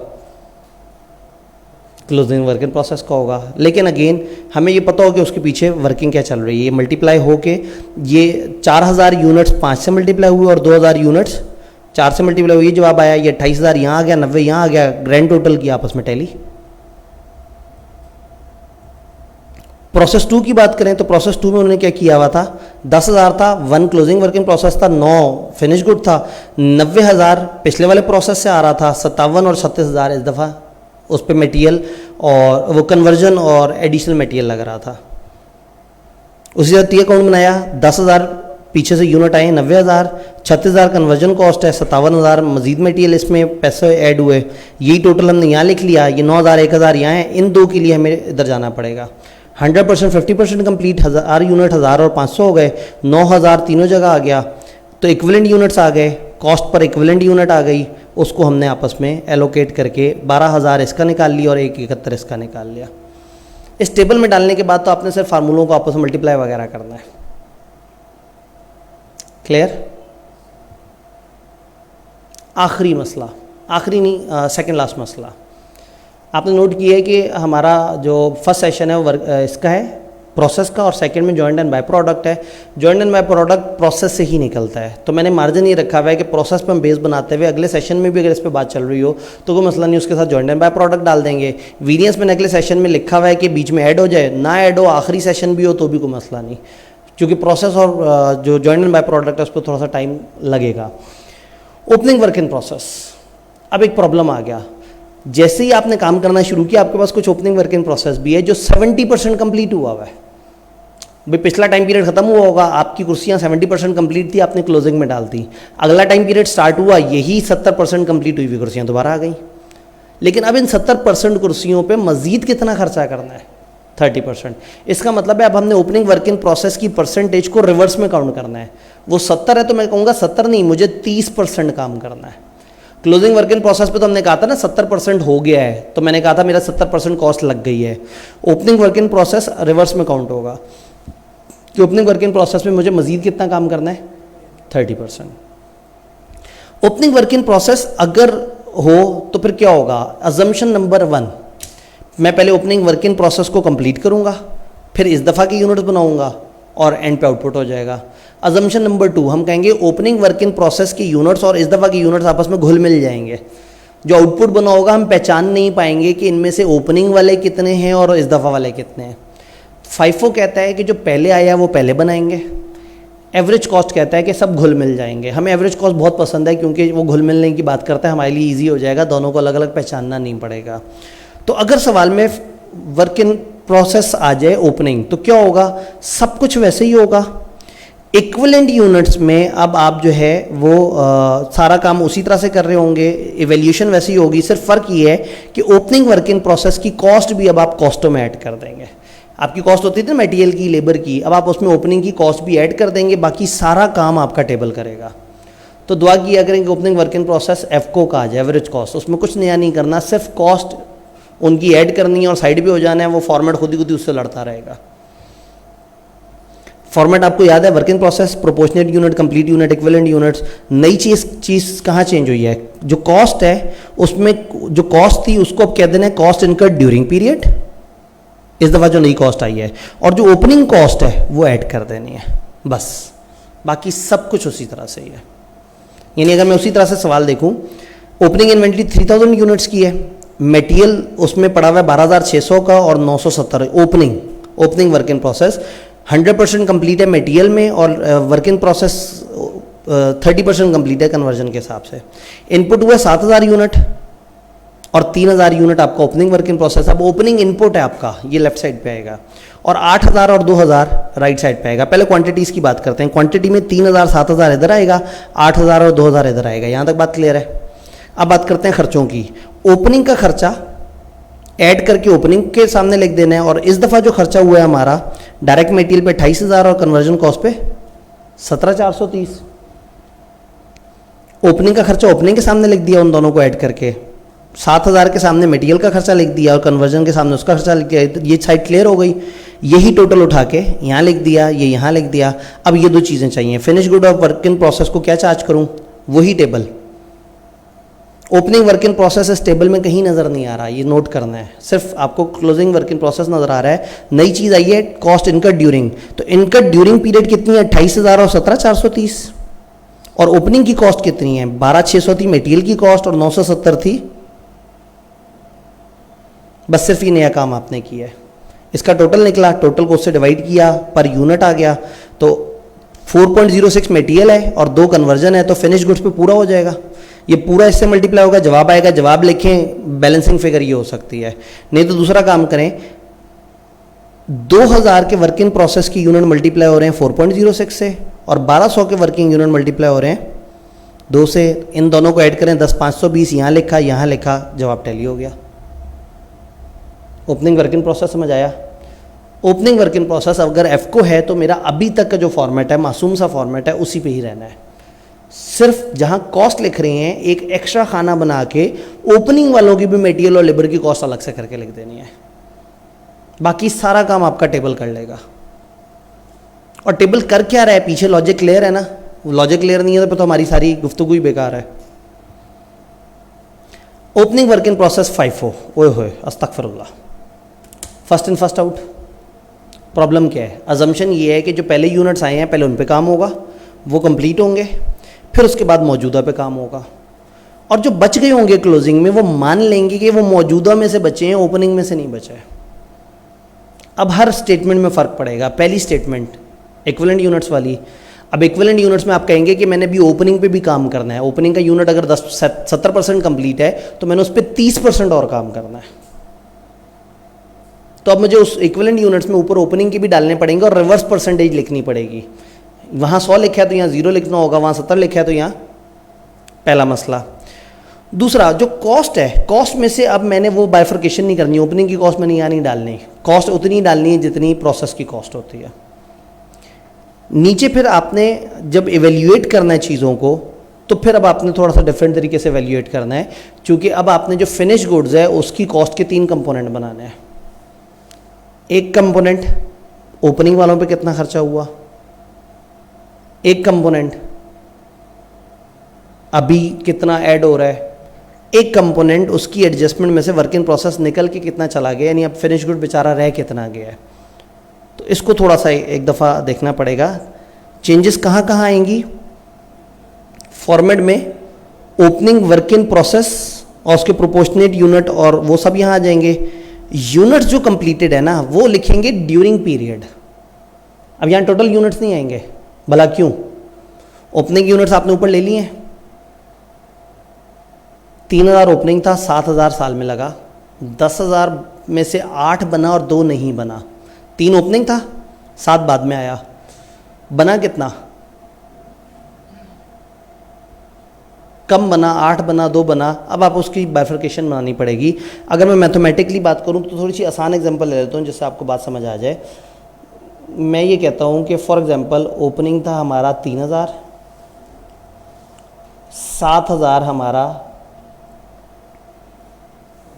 बाद में आके बना। हम ये कहते हैं कि हमारे पास वर्क इन प्रोसेस में बचे हुए हैं 4,000 और 6,000 हमारे फिनिश हो गए, और ये वर्क इन प्रोसेस है। क्लोजिंग अजम्पशन क्या है FIFO की? वो कहता है ये 3,000 तो पहले कंज्यूम हो गए, इस 6,000 में से 3,000 कौन से यूनिट होंगे? तो इस दफ़ा मजीद कितने कंप्लीट हुए? 3। तो यहाँ ये यूनिट्स कंप्लीटेड ड्यूरिंग में टोटल नहीं आएंगे, इस दफ़ा कितने बने वो आएंगे। तो जो भी हमारा फिनिश गुड्स है उसमें से ओपनिंग माइनस कर देंगे, तो जो बच जाएगा वो हम यहाँ पे लिखेंगे। पहली चेंज क्या आई? Opening work in process 100 minus percentage उलट करके लिखना है, वो 70 है तो यहाँ 30 लिख देना है। दूसरी चेंज यूनिट्स कंप्लीटिंग ड्यूरेट पीरियड यहाँ पे आ जाएंगे, इक्विवेलेंट यूनिट्स में ये चेंज आ गया। आगे वही है कॉस्ट इनकर्ड। कॉस्ट इनकर्ड में 2 खाने नहीं है, एक ही खाना है। और एलोकेशन जो हो रही है उसमें फिनिश गुड्स की एलोकेशन थोड़ी ट्रिकी है, वो थोड़ी सी अगली शीट पे देखते हैं। यहाँ तक बात समझ आ रही है? ले जी, ओपनिंग इन्वेंट्री थी 12,600, 970, 3,000 यूनिट्स थे, 7,000 इनपुट हुआ, 8,000 आउटपुट है, 2,000 जो है वो क्लोजिंग वर्क इन प्रोसेस है। सबसे पहले टी अकाउंट बनाते हैं। ओपनिंग 3, 7 ये, 8 ये, 2 ये टली, ये 10 यहाँ लिखा, ये 10 यहाँ लिखा। फिर दूसरा क्या काम? ये खर्चा ओपनिंग का, ये खर्चा मटेरियल का, ये कन्वर्जन का। ये हमने क्या किया? यहाँ पे सारे खर्चे डालने शुरू कर दिए। अब मसला रह गया ये वाले 2 भाइयों का। ये कहाँ से निकलेंगे? ये निकलेंगे टेबल से, वर्किंग से। वर्किंग कैसे हुई? ओपनिंग वर्क इन प्रोसेस कितना कंप्लीट है? 100% कंप्लीट है मटेरियल के हिसाब से, और 30% कंप्लीट है कन्वर्जन के हिसाब से। तो इसका मतलब मटेरियल पे कुछ और नहीं लगेगा, और कन्वर्जन 30% कंप्लीट है तो कितनी रहती है? हमने रिवर्स में करके लिख लिया। आगे ये आपको पता है कि प्रोपोर्शनेट यूनिट कैसे होंगे? 3,000 को इस परसेंटेज से मल्टीप्लाई कर देंगे, ये जवाब आ जाएगा। क्लोजिंग वर्क इन प्रोसेस की परसेंटेज लिखें उसी तरह से, उसके यूनिट्स को उसी तरह से लिखें। ये नई चीज़ है ना, बाकी नीचे वाली तो हम करते आ रहे हैं। और यहाँ नई चीज़ क्या हुई? During period. ये इस 8,000 में 3,000 तो पहले ये ओपनिंग वाला कंप्लीट होगा, तो नया कितना है? 5। यहाँ हम 5 लिख लेंगे। और फिर इसी तरह से, और ये जब आपको पता है 5 इधर आता है तो फिर इधर भी हम 5 लिख लेते हैं। इक्विवेलेंट यूनिट्स और कॉस्ट हमने सिर्फ वो ली है, ओपनिंग की कॉस्ट नहीं ली हमने, ये कॉस्ट नहीं ली, लेकिन ये वाली कॉस्ट और ये वाली कॉस्ट उठा के यहाँ पे लिख दी। 4 2.1 और यहाँ पे आ गया 6.1। इन 5,000 यूनिट्स की कॉस्ट 6.1 है, और इसमें जो ओपनिंग है, ओपनिंग की कॉस्ट है जो ओपनिंग पे एक्स्ट्रा से खर्च लगा। क्लोजिंग वर्क इन प्रोसेस उसी तरह से 8,000 और ये उसकी वैल्यू एलोकेट हो गई। एक आसान हल, जब इसकी वैल्यू लिख दें तो बेशक डिटेल वर्किंग में मत जाएं, फिनिश गुड्स को असाइन कर दें वैल्यू। सवाल में टाइम कम हो, वर्किंग करने का मूड ना हो, क्लोजिंग वर्क इन प्रोसेस की वैल्यू जल्दी निकल आएगी, वो जल्दी से लेके लिख दें, और ओपनिंग के साथ वो जो फिनिश गुड है उसको बैलेंसिंग फिगर लिख दें, चल सकता है काम। सेकेंड लास्ट मसले के बाद आखिरी मसला। आखिरी मसला ये है कि एबनॉर्मल लॉस के साथ क्या करें। मतलब एक सवाल है कि एबनॉर्मल लॉस को हम फिनिश गुड माने या क्लोजिंग वर्क इन प्रोसेस माने। हम अभी तक क्या करते आए हैं? एबनॉर्मल लॉस को किसका भाई मानते थे? फिनिश गुड का, उस जैसा ट्रीटमेंट करते थे। लेकिन अगर हमें सेशन एंड पे पता लगा कि इतना एबनॉर्मल लॉस हुआ तो हम कहते हैं अब क्या करेंगे, तो फिनिश गुड बन चुका है। अगर 70% हम लेवल पे पहुंचे थे अभी अपने प्रोसेस में, तब पता लग गया लॉस का, अब इसका मतलब है कि वो जो एबनॉर्मल लॉस की यूनिट है वो भी पूरे नहीं है, वो भी वर्क इन प्रोसेस है। तो अगर एबनॉर्मल लॉस का आपको दरमियान में पता लग जाए तो इसके साथ हर वो सलूक करना है जो क्लोजिंग वर्क इन प्रोसेस के साथ हो रहा है। हर वो सलूक, जहाँ जहाँ उसकी परसेंटेज आ रही है, जहाँ जहाँ उसकी लोकेशन आ रही है, जहाँ जहाँ उसके साथ कोई सलूक कर रहे हैं, वो सलूक आपने एबनॉर्मल लॉस के साथ भी करना है। और अगर ये फिनिश गुड है तो जो फिनिश गुड के साथ सलूक हो रहा है किसी भी फॉर्मेट में, जो रेट मल्टीप्लाई हो रहा है, जिस तरीके से मल्टीप्लाई हो रहा है, वो सारा काम हमने एबनॉर्मल लॉस के साथ करना है। तो एबनॉर्मल लॉस हमारे यहाँ ना होने के बराबर देखा है कि वो फिनिश गुड एंड पे हमें पता लगे, हमें नॉर्मली दरमियान में पता लगता है। तो यहाँ पे रूल क्या है? रूल ये है कि चलते चलते दरमियान में अगर लॉस हमें पता लगा है तो फिर ये ट्रीट होगा वर्क इन प्रोसेस की तरह, और अगर एंड पे पता लगेगा तो फिर कैसे ट्रीट होगा? फिनिश गुड्स की तरह। चेंजेस क्या आएंगी? एबनॉर्मल लॉस अगर एंड पे है तो यहाँ फिनिश गुड के साथ एक खाना बन जाएगा और वो सब वैसे ही कर रहा होगा जैसे फिनिश गुड में हो रहा है। बात समझ रहे हैं? और अगर ड्यूरिंग पीरियड आया तो जहां क्लोजिंग वर्क इन प्रोसेस की 2 लाइनें थी ना, परसेंटेज और यूनिट, यहां इसकी भी 2 लाइनें आ जाएंगी, परसेंटेज और यूनिट्स। फिर नीचे जैसे कॉस्ट एलोकेट हो रही है वर्क इन प्रोसेस को, वैसी कॉस्ट एलोकेट हो जाएगी ये वाले भाई को भी।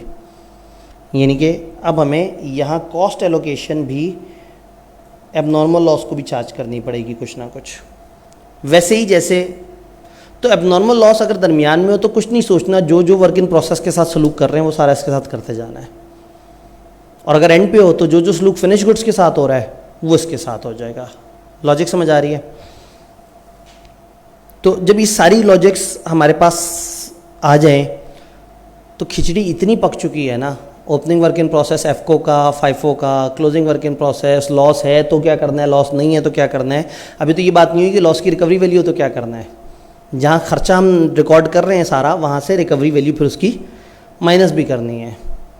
तो अगर अब तक लॉजिक सारी समझ आ गई, अब हमने सारी लॉजिक डिस्कस कर लिए हैं, now we are good to go. अब हमें कोई भी सवाल दे दिया जाए, हम उसको अपने फॉर्मेट में डालें और मसला हल हो जाए। तो अब उस फॉर्मेट की तरफ चलता है। हम कहेंगे सर जो है ना वो सिर्फ समझाई जा रहे हैं, हमें बताएं रट्टा कैसे मारना है। तो लेडीज़ एंड जेंटलमैन, द जादुई फॉर्मेट। प्रोसेस के 113% सवाल इससे सॉल्व हो जाते हैं। अब नॉर्मल गेन आ गया इसमें ना 13% का। अब इस वक्त दिमाग उस तरह से चल रहा है ना, तो वो जितना सोचा उससे भी 13% ज़्यादा हो गया। तो प्रोसेस कॉस्टिंग का कभी भी किसी भी तरह का कोई भी सवाल जो आपसे इक्विवेलेंट यूनिट फलाना जो कुछ मंगवा रहा है, ओपनिंग है, क्लोजिंग है, फलाना मसला, दिस इज़ द फॉर्मेट। आप चीज़ें यहाँ पे डालें और सारे मसलों का हल आ जाएगा। यहाँ ग्रिड में लिखा हुआ भी है कि किस में कौन किससे मल्टीप्लाई हो रहा है, ताकि अगर आपको कन्फ्यूजन हो तो आप परेशान ना हो। अगर आपका ओपनिंग वर्क इन प्रोसेस का मसला हो तो ये एक्स्ट्रा 2 लाइनें और ये वाली लाइंस आएंगी, तो ये 4 लाइनें एक्स्ट्रा आएंगी सिर्फ और सिर्फ तब जब ओपनिंग वर्क इन प्रोसेस हो। फाइफो वाला। अगर ओपनिंग वर्क इन प्रोसेस एफको वाला होगा, ये हम उस ग्रुप में ये वाला सफ़ा अलग से शेयर कर देंगे। नोट कर लेते हैं, ये जादुई फॉर्मेट है, इसको हम अलग से शेयर कर देंगे। ये फॉर्मेट अगर आपने एक दफ़ा ये जहन नशीन कर लिया और इसकी प्रैक्टिस कर ली, तो कोई भी प्रोसेस का जितना मर्जी तकलीफ दे सवाल हो, आपने इस फॉर्मेट में डालते जाना है और प्रॉब्लम हल हो जाएगा। तो मेरे पास ये सोल्यूशन पहले मिनट से था, मैं पहले ही मिनट से आपको ये सोल्यूशन देते था। आप कहते हैं बस ठीक है सर, अब प्रोसेस पढ़ाने की ज़रूरत नहीं है। लेकिन एक प्रॉब्लम है कि मैंने आपको पहले लॉजिक्स, उसकी पीछे जो लॉजिक्स हैं वो समझाने की कोशिश करनी थी। इसको एक दफ़ा दिखाता हूँ आपको। अच्छा, अगर एफ को हो ओपनिंग वर्क इन प्रोसेस तो सिर्फ ये एक नई लाइन ऐड होगी और कुछ नहीं होगा। इसी तरह से क्लोजिंग वर्क इन प्रोसेस अगर आ जाए तो वो कहाँ कहाँ इस्तेमाल होगा। एबनॉर्मल लॉस ड्यूरिंग प्रोसेस आ जाए तो ये 2 लाइनें इधर ऐड होंगी और ये 2 लाइनें, ये एक लाइन यहाँ ऐड होगी। एबनॉर्मल लॉस एंड हो तो ये ऐड हो जाएगा, वो नहीं होगा। तो at any given time you can do this के ठीक है जी, आप एक सवाल पे आए और उस सवाल में opening work in process FIFO F को नहीं है, आपने कहा अच्छा ये चीज़ फारिग हो गई। एबनॉर्मल लॉस उन्होंने कहा ड्यूरिंग प्रोसेस है, आपने कहा चलो ये चीज़ फारिग हो गई, इधर मैंने कुछ नहीं लिखना। आप फिर रिमेनिंग एरिया को अपने आराम से भर सकते हैं। आप भरते चले जाएंगे, उसने वो कर देना है। अब ओपनिंग वर्क इन प्रोसेस में जो एलोकेटेड टू फिनिश गुड है उसमें क्या होगा, उसमें 3 चीज़ें ऐड होंगी, N + O + P, O, N और P। यानी कि फिनिश गुड करंट को इधर एलोकेशन आ रही होगी, ये ओपनिंग वर्क इन प्रोसेस की कॉस्ट आ जाएगी यहाँ, और यहाँ आपने जितना उस पर मजीद काम किया वो आ जाएगा। तो फिनिश गुड में 3 चीज़ें आ जाएंगी, ओपनिंग वर्क इन प्रोसेस का जितना पहले खर्चा लगा था वो, प्लस इस दफ़ा कितना लगा, और प्लस इस दफ़ा वो जो बकाया 5000 यूनिट्स पे खर्चा लगा था वो इसमें आ जाएगा। तो आप जैसे उसको फॉर्मेट में डालते जाएंगे चीज़ें हल होती जाएंगी। वक्त बहुत कम है जी जी जी। ये वाला ये देखिए, नीचे देखिए क्या लिखा हुआ है, ओपनिंग वर्क इन प्रोसेस। इसका मतलब है अगर cost allocated to finish goods current यहाँ लिखी हुई है और ओपनिंग फाइफो नहीं है तो बस यही जवाब है, क्योंकि नीचे इस वाले ने तीनों को ऐड करना है। तो आपको याद होगा कि वहाँ सिंपल एक चीज़ मल्टीप्लाई होती थी, हम जवाब पे पहुँच जाते थे। लेकिन फाइफो के ओपनिंग में जो है ना तकलीफ़ थोड़ी सी ज़्यादा होती है, आपको उसमें चीज़ें ज़रा ज़्यादा ऐड करनी पड़ती हैं। सवाल देखने की कोशिश करते हैं, वही सवाल, ओपनिंग वर्किंग प्रोसेस एफको के साथ 3000 12600 फलाना, सारा डाटा वही है, सब कुछ वही है, सिर्फ दिखाना है कि जादुई फॉर्मेट पे क्या होगा। ओपनिंग एफको के साथ है, ये ख़त्म हो गया, ये लाइंस ख़त्म हो गई, स्क्रैप वैल्यू कोई नहीं है, आपने जनाब चीज़ें इसमें डाली 100%, 60%, अमाउंट्स यूनिट्स कितने कंप्लीट हुए हैं ये टोटल किया, मल्टीप्लाई डिवाइड, वही रेट निकाला, वही जवाब निकाला, उस तरह से लोकेशन हो गई। सारा कुछ वैसे ही हो रहा है, ये वही सवाल आपको दिखाया जो आपने भी देखा था। फिर ओपनिंग वर्किंग प्रोसेस फाइफो के साथ 0 और 70% वही, वो प्रोपोर्शनेट यूनिट ओपनिंग के, क्लोजिंग वर्किंग प्रोसेस के यूनिट्स, लॉस अभी नहीं है हमारे पास, अभी हम इजी हैं। यूनिट्स कंप्लीटेड ड्यूरिंग पीरियड, याद है 5-5 हज़ार हमने किया था, टोटल कर लिया, टोटल कॉस्ट निकाली, पर इक्विवेलेंट यूनिट 4 और 2.1 आई थी, आपको याद होगा, ये 6.1, ये इतनी एलोकेट हो गई और यहाँ इस खाने में आ गए। कॉस्ट एलोकेटेड टू करंट, ये 5000 6.1 से मल्टीप्लाई हुई, ये जवाब आ गया। Cost of opening working process सवाल में दी हुई है। Cost to complete opening working process, opening working process के यूनिट्स के साथ ये मल्टीप्लाई कर दें। ओपनिंग वर्किंग प्रोसेस 0 मल्टीप्लाई हुआ 4 से 0 हो गया, 2100 मल्टीप्लाई हुआ 2.1 से, जवाब हमारे पास आ गया। क्या ये बात हमें समझ आ रही है? और लाइट की जाते साथ ही हाँ, वही हुआ जो होता है। इसका मतलब है कि ये मेरी डिवाइस का कसूर नहीं है, ये उस टेक्नोलॉजी का कसूर है जो उसके साथ कनेक्ट हुई हुई है। मैं भी बेचारी अपनी डिवाइस को सोच रहा था, रात में बड़ा अच्छा काम कर रही होती है। तो क्या ये बात समझ आई? लेकिन ये अब माइंड कर चुका है, ये कहेगा नहीं मेरे साथ जो है ना वही सलूक होना चाहिए। अब हमें इसका फास्टेस्ट सोल्यूशन पता है, क्या करना होता है इसके साथ।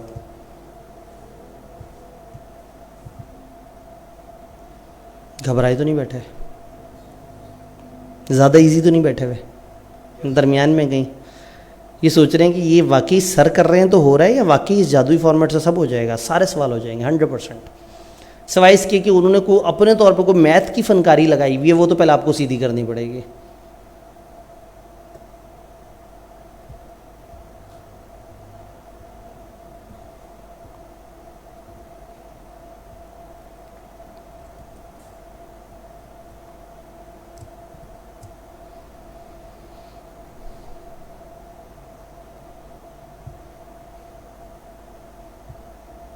आपको पता है लेटेस्ट पेपर में एक सवाल भी है प्रोसेस का, और कल हमने लेटेस्ट पेपर करना है।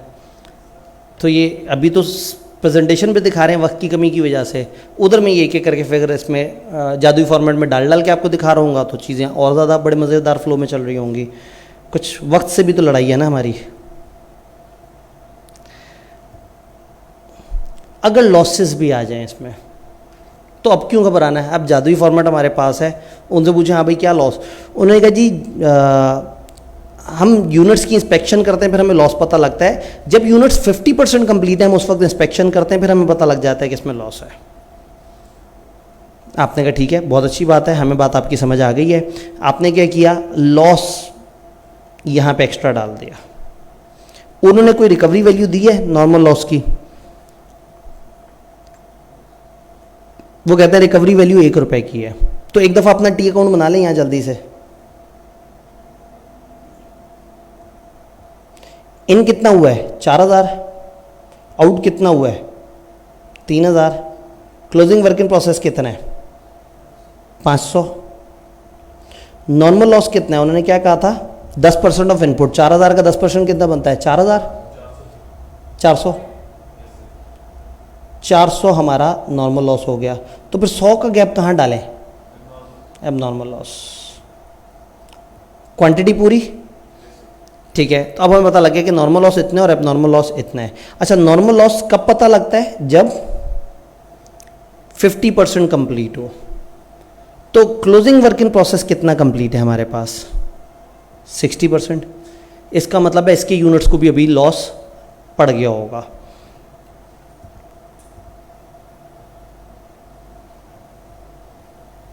अब एबनॉर्मल लॉस के 100 यूनिट्स, वर्क इन प्रोसेस के 500 यूनिट्स, रिकवरी वैल्यू हमारे उस जादुई फॉर्मेट में यहाँ रिकवरी वैल्यू माइनस में लिखा हुआ था कि आपने माइनस में बतानी है। सब कुछ उसी तरह से 100%, 60% वर्क इन प्रोसेस, उसके इक्विवेलेंट यूनिट्स निकाले, लॉस की, अच्छा लॉस की स्टेज ऑफ कंप्लीशन वही होगी जिस इंस्पेक्शन पे लॉस मिला है। भाई उन यूनिट्स को तो बनाना छोड़ देंगे ना फिर हम। तो closing work in process 60% complete है, लेकिन अब नॉर्मल लॉस कितने परसेंट कंप्लीट है? 50%। वो हमने लिखा, यहाँ पे अमाउंट्स निकाली, यहाँ पे कॉस्ट ड्यूरिंग वो ऐड की, ये माइनस किए, ये जवाब आया, पर यूनिट निकाला, इसका पर यूनिट आ गया, इसको इससे मल्टीप्लाई किया, ये जवाब आ गया। ये वहाँ लिख के बैलेंसिंग फिगर भी निकाली जा सकती है, लेकिन ये दो चीज़ें हैं। तो वर्क इन प्रोसेस को आपने, वर्क इन प्रोसेस के इक्विवेलेंट यूनिट्स को आपने इस रेट से मल्टीप्लाई किया, जवाब आ गया। इसी तरह से जो लॉस है उसके इक्विवेलेंट यूनिट को मल्टीप्लाई करें और जवाब नीचे आ जाएगा। दोनों जगह आपने जवाब पुट किए, आपने उसको बता दिया कि इसकी इतनी वैल्यू बनती है और आप फाइनली जवाब पे पहुंच गए। ओपनिंग वर्क इन प्रोसेस भी आ जाए तो क्या होगा? कुछ भी नहीं होगा, डाटा में डाल देंगे। हम किससे डरते हैं? एफको था, एफको में एक्स्ट्रा बात ये की है, बाकी सारा कुछ उसी तरह से ही है, बाकी सारा काम वही फॉर्मेट करी जा रहा है। ओपनिंग वर्क इन प्रोसेस एफको में अगेन मतलब हमने उसी तरह से डेबिट क्रेडिट इसके पहले टैली किए, नॉर्मल लॉस निकाला और उसकी बेस पे अब नॉर्मल लॉस और क्लोजिंग वर्क इन प्रोसेस निकाल लिया। लॉस और ओपनिंग फाइफो, ओपनिंग फाइफो है तो शुरू वाली वही परसेंटेज उसी तरह से आ गई, बाकी सारी चीज़ें उसी तरह से हैं। करते करते करते वही सारा जो फॉर्मेट है जिस तरह से हम करते जा रहे हैं। ये नहीं कि बस आपने डाटा उठाना है और इस फॉर्मेट में डालना शुरू कर देना है। Practice question, loss, opening work in process, ये हमने कुछ वर्किंग वगैरह की थी। पास पेपर्स की प्रैक्टिस, अब पास पेपर हमें परेशान नहीं करेंगे। पहले हर सवाल अलग से समझना पड़ता है, उसमें क्या है, इसमें क्या है। सवाल अब आपके पास होगा, आपने देखना होगा कि क्या मेन इन्फॉर्मेशंस क्या हैं इसमें। पता ही लगा कि ये वेटेड एवरेज मेथड है, आपने फ़ौरन से इनका माथा चूम लिया, आपने कहा चलो मेरा वो फाइफो वाला तो वो मसला ख़त्म हुआ। Opening work in process 80% complete है, तो इसका मतलब है 20% मज़ीद उस पर काम करना पड़ेगा। और मटेरियल ऐड जो होता है वो किस वक्त ऐड होता है, यहाँ पे उन्होंने बताया होगा, material are added at start of process. Normally ऐसा बता दें तो फिर मटेरियल हम मानेंगे कि वो 100% ही होगा। तो 80% का मतलब है मटेरियल 100% कंप्लीट है और कन्वर्जन कॉस्ट 80% कंप्लीट है, तो रिमेनिंग कितनी है कन्वर्जन कॉस्ट? और मटेरियल रिमेनिंग कितना है? 0, कुछ भी नहीं।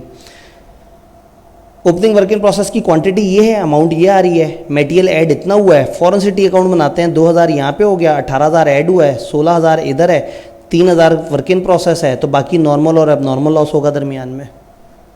तो सबसे पहले तो हमने क्या करना है, हमने टी अकाउंट बना के अपना ये तो ज़रा पूरा कर लेना कि नॉर्मल और नॉर्मल लॉस कितना है। नॉर्मल लॉस कितना उन्होंने बताया, उन्होंने कहा जब 75% लेवल पे आप पहुंचते हैं तो अब नॉर्मल लॉस आपके सामने आता है। और नॉर्मल लॉस कितना है?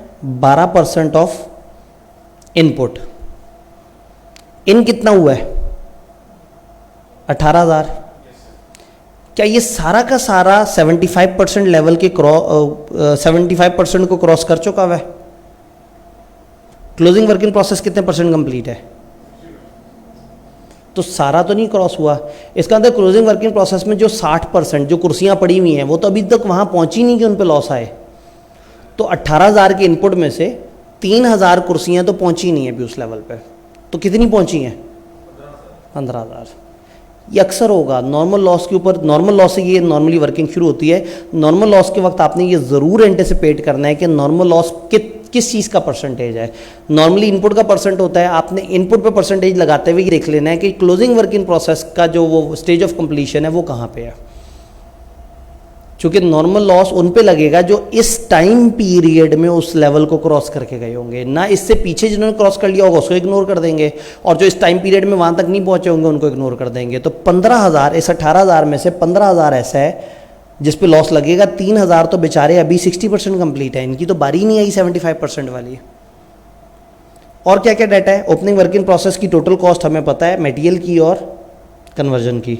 और क्या हमें पता है? स्टेज ऑफ कंप्लीशन लॉस की पता है, हमें स्क्रैप का पता है रेट के 400 पर केजी के हिसाब से वो होगा, तो जितने केजी निकलेंगे 400 से मल्टीप्लाई कर देंगे। वेटेड एवरेज मेथड है, इसमें एक नई लाइन आइटम क्या ऐड हो जाती है? ओपनिंग की कॉस्ट।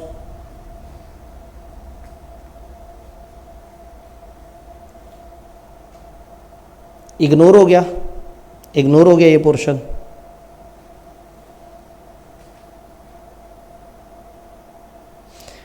क्लोजिंग वर्किंग प्रॉफिट 100 और 60%, लॉस 100 और 75%। आपने क्लोजिंग की यूनिट उससे मल्टीप्लाई किए और लॉस की यूनिट उससे। अब लॉस यहाँ पे अगर हम टी अकाउंट बनाए ना, तो यहाँ जब हम लॉस लिखते हैं तो हमें 800 का एबनॉर्मल गेन हो गया है। गेन हो गया है तो आपको पता है जब भी गेन हो आपने सारी चीज़ें उसकी गेन की माइनस में कर देनी है। माइनस कर दिया, ये जवाब आ गया। कॉस्ट इनकर्ड हमने यहाँ उठा के लिख ली सवाल से। ओपनिंग वर्क इन प्रोसेस की कॉस्ट सवाल में अलग से दी हुई थी, आपने ऐड कर दिया। रिकवरी माइनस में यहाँ दिखा दी। बाकी सारी चीज़ें खुद ही से पर यूनिट निकलता जाएगा और एलोकेट होता चला जाएगा, हमने कुछ नहीं करना। इन दोनों को ऐड करेंगे तो पता लगेगा अब नॉर्मल लॉस की कितनी वैल्यू है, यानी अब नॉर्मल गेन की कितनी वैल्यू है, माइनस में निकला है। वर्क इन प्रोसेस को टोटल करेंगे तो वर्क इन प्रोसेस में आ जाएगा और ये भाई साहब आ जाएंगे फिनिश गुड्स में। तो फिनिश गुड्स और उसमें एलोकेट हो जाएगा। सवाल ने कहा ज़रा जनरल एंट्रीज तो देना लॉस वगैरह को रिकॉर्ड करने की। आपने कहा मसला ही कोई नहीं, आपको पता है प्रोसेस अकाउंट की यहाँ नॉर्मल लॉस और यहाँ नॉर्मल लॉस आता है, और फिर आप नॉर्मल लॉस में यहाँ आप उसको लिखते हैं, यहाँ रिकवरी लिखते हैं और फिर उसके हिसाब से होता है। वही एंट्रियाँ आपने यहाँ पे सामने दिखा देनी है। वक्त ज़्यादा होता तो मैं ज़रा एंट्रियों की ज़्यादा डिटेल में जाता, लेकिन वक्त भाग रहा है तेज़ी से। सवाल आपके सामने आता है, opening work in process 100% complete उस हिसाब से, 50% उस हिसाब से। कौन सा मेथड यूज़ करते हैं वो? क्लोजिंग वर्क इन प्रोसेस 100% और 65% है। 5% ऑफ इनपुट है लॉस, और इंस्पेक्शन तब होती है जब 80% स्टेज कंप्लीट होती है। ओवरहेड जो है वो डायरेक्ट लेबर का 120% है, तो जितनी भी डायरेक्ट लेबर की कॉस्ट दी हुई है आप उसका 120% करके ओवरहेड्स की कॉस्ट डाल देंगे। और कोई ख़ास इन्फॉर्मेशन, इनका मेथड क्या है? Weighted average. सिर्फ इसमें नई साइंस इन्होंने की है कि उन्होंने कहा जो 5% का लॉस है ना, 2% वेट का लॉस है और 3% रिजेक्शन का है, ये 3% की रिकवरी है। तो आपने जितना भी लॉस है वो 5% आपका लॉस है, उसमें से जो 3% है सिर्फ उसके ऊपर रिकवरी मल्टीप्लाई होगी, पूरे पे नहीं होगी। बस ये वाहिद साइंस उन्होंने सवाल में दी है। बाकी इन्होंने आपको बता दी है कि ओपनिंग वर्क इन प्रोसेस कितना है और कितना मज़ीद ऐड हुआ है, और आफ्टर कुक वो जो है आफ्टर कुकिंग वेट कितना है, इसको तो अब हमने काउंट नहीं करना। फिनिश गुड्स में कितना ट्रांसफ़र हुआ, क्लोजिंग वर्क इन प्रोसेस में कितना है। तो एक टी अकाउंट बना के आपने पहले यूनिट्स की रिकन्सिलिएशन कर ली, कितना है, नॉर्मल लॉस की परसेंटेज आपने मल्टीप्लाई कर ली। उन्होंने कहा था कि जी इनपुट्स पे लगेगा, कब लगेगा? 80% कंप्लीट पे। नॉर्मल लॉस कब अप्लाई होगा? 80% जब कंप्लीट होंगे। आपका ओपनिंग वर्क इन प्रोसेस कितना कंप्लीट आया पीछे से? इसका मतलब ये भाई साहब अभी 80% तक पहुंचेंगे, तो इस पर भी नॉर्मल लॉस लगेगा। जो इस दफ़ा बनाए हैं, इस दफ़ा वालों में से जो क्लोजिंग में चला गया होगा उस पर नहीं लगेगा। क्लोजिंग कितने % कंप्लीट है? इसका मतलब क्लोजिंग को माइनस करना पड़ेगा। ओपनिंग शामिल हो जाएगा, क्लोजिंग शामिल, क्योंकि इस 50% ने भी पहुंचना है 80% तक, पहुंचेगा तो लॉस लग जाएगा। लेकिन जो क्लोजिंग वर्क इन प्रोसेस है वो कहाँ तक पहुंचा हुआ है इस टाइम पीरियड में, उस पर मजीद काम नहीं होना, उस पर लॉस नहीं आएगा। तो ये बेसिकली आपने ओपनिंग प्लस करंट पे तो लगाना है, लेकिन क्लोजिंग पे नहीं लगाना। जितनी अमाउंट निकली आपने 5% से मल्टीप्लाई किया, आपका जवाब आ गया 19,250। आपने यहाँ 19,250 लिखा, जो बैलेंसिंग फिगर थी वो आ गई एबनॉर्मल लॉस के अंदर। बात पिक कर रहे हैं? सबसे पहले क्वांटिटी सीधी कर दें। समटाइम आईकेप क्या कहता है, वो कहता है क्वांटिटी स्केजुअल भी दो।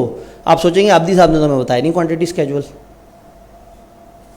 जहां आप यूनिट या क्वांटिटी लिख रहे हैं ना, वहां लिख दीजिएगा क्वांटिटी स्केजुअल।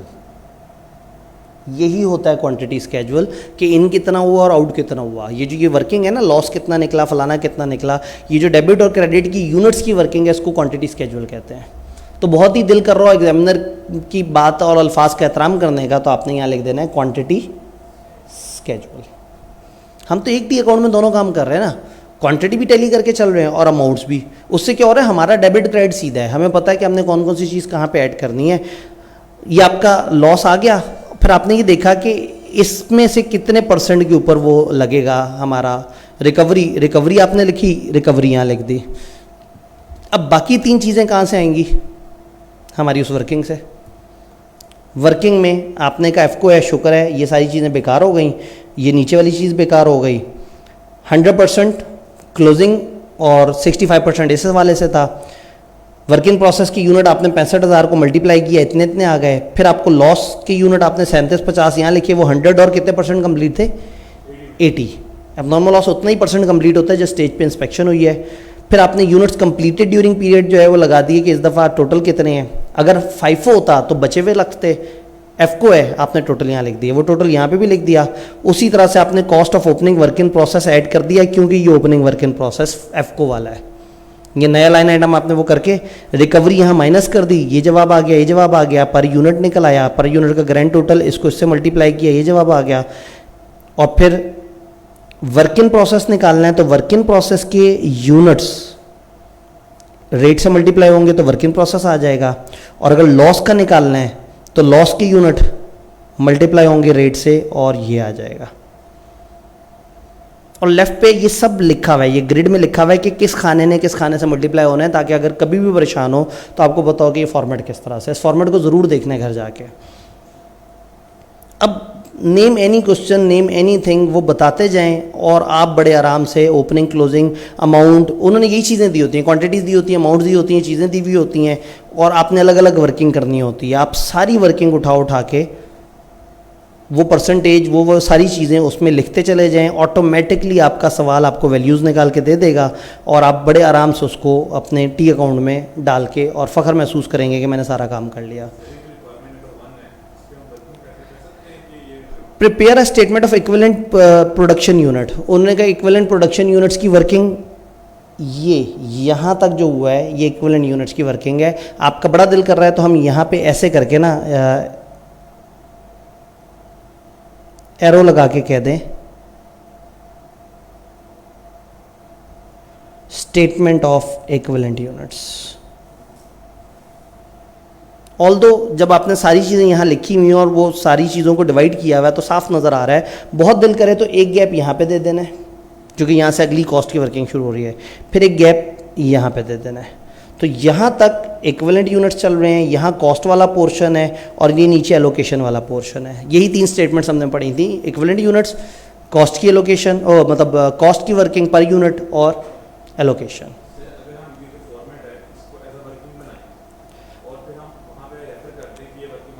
ऐसा हो सकता है, आप इस सारे फॉर्मेट को उठा के वर्किंग में डाल दें और आप यहाँ रिक्वायरमेंट नंबर 1 है स्टेटमेंट ऑफ इक्विवेलेंट यूनिट, आपके यहाँ statement of equivalent unit working 1, working 1 में सारा कुछ आ गया।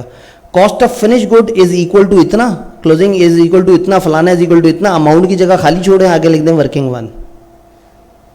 क्योंकि असल में तो जो चीज़ है वो प्रोसेस अकाउंट है, ये जो वर्किंग है ये एलोकेशन ऑफ कॉस्ट और कंपोनेंट्स और ये सारी चीज़ों पे हमारी बात कर रही है। तो आपने सिंपली कोई भी सवाल आ जाए, अभी कल भी सवाल जो होगा ना हम इसी फॉर्मेट में डालेंगे और ऐसी की तैसी उसे मार मार के उसको इस फॉर्मेट में डाल देंगे, वो भागने की कोशिश करेगा, उसे पकड़ के इस फॉर्मेट में डाल देंगे और आप देखेंगे इस फॉर्मेट से सारा हो जाएगा। 20 नंबर का सवाल इस फॉर्मेट के बाद प्रोसेस कॉस्टिंग का बड़े से बड़ा सवाल 13-14 मिनट में ख़त्म हो जाता है। अगर आपको ये फॉर्मेट समझ आ गया है, इसीलिए इस फॉर्मेट को मैं कहता हूँ जादुई फॉर्मेट। सेम गोज विथ, बस डाटा वो फ़र्क करते जाएंगे, चीज़ें फ़र्क करते जाएंगे, क्वांटिटीज़ फ़र्क करेंगे, लेकिन वही कहानी है, वही वर्किंग है, वही सारा कुछ है। ज़्यादा से ज़्यादा स्टेज ऑफ कंप्लीशन चेंज कर देंगे, लॉस की परसेंटेज चेंज कर देंगे, रिकवरी डालेंगे नहीं डालेंगे, ओपनिंग FIFO पे कर देंगे, FCO पे कर देंगे, वो जो मर्जी करते चले जाएँ। आपने एक टी अकाउंट बनाना है अपनी वर्किंग वाला, जिसके यूनिट आपने रिकनसाइल कर देने हैं और फिर अमाउंट्स के जो गैप है वो आपको सारे वर्किंग से मिल रहे होंगे। वक्त ज़्यादा होता तो इन सवालों को ज़रा ज़्यादा डिटेल से करते हैं, लेकिन अभी भी डिटेल से भी करते तो शायद 5 मिनट इजाफी लगते हैं हर सवाल पे, लेकिन इतना भी टाइम हमारे पास अनफॉर्चुनेटली नहीं है। क्या मैं ये समझ सकता हूँ कि आपको ये प्रोसेस कॉस्टिंग की सारी चीज़ें, सारा फॉर्मेट, सारी गहराइयाँ समझ आई हैं? पक्का? कोई परेशानी की बात तो नहीं है?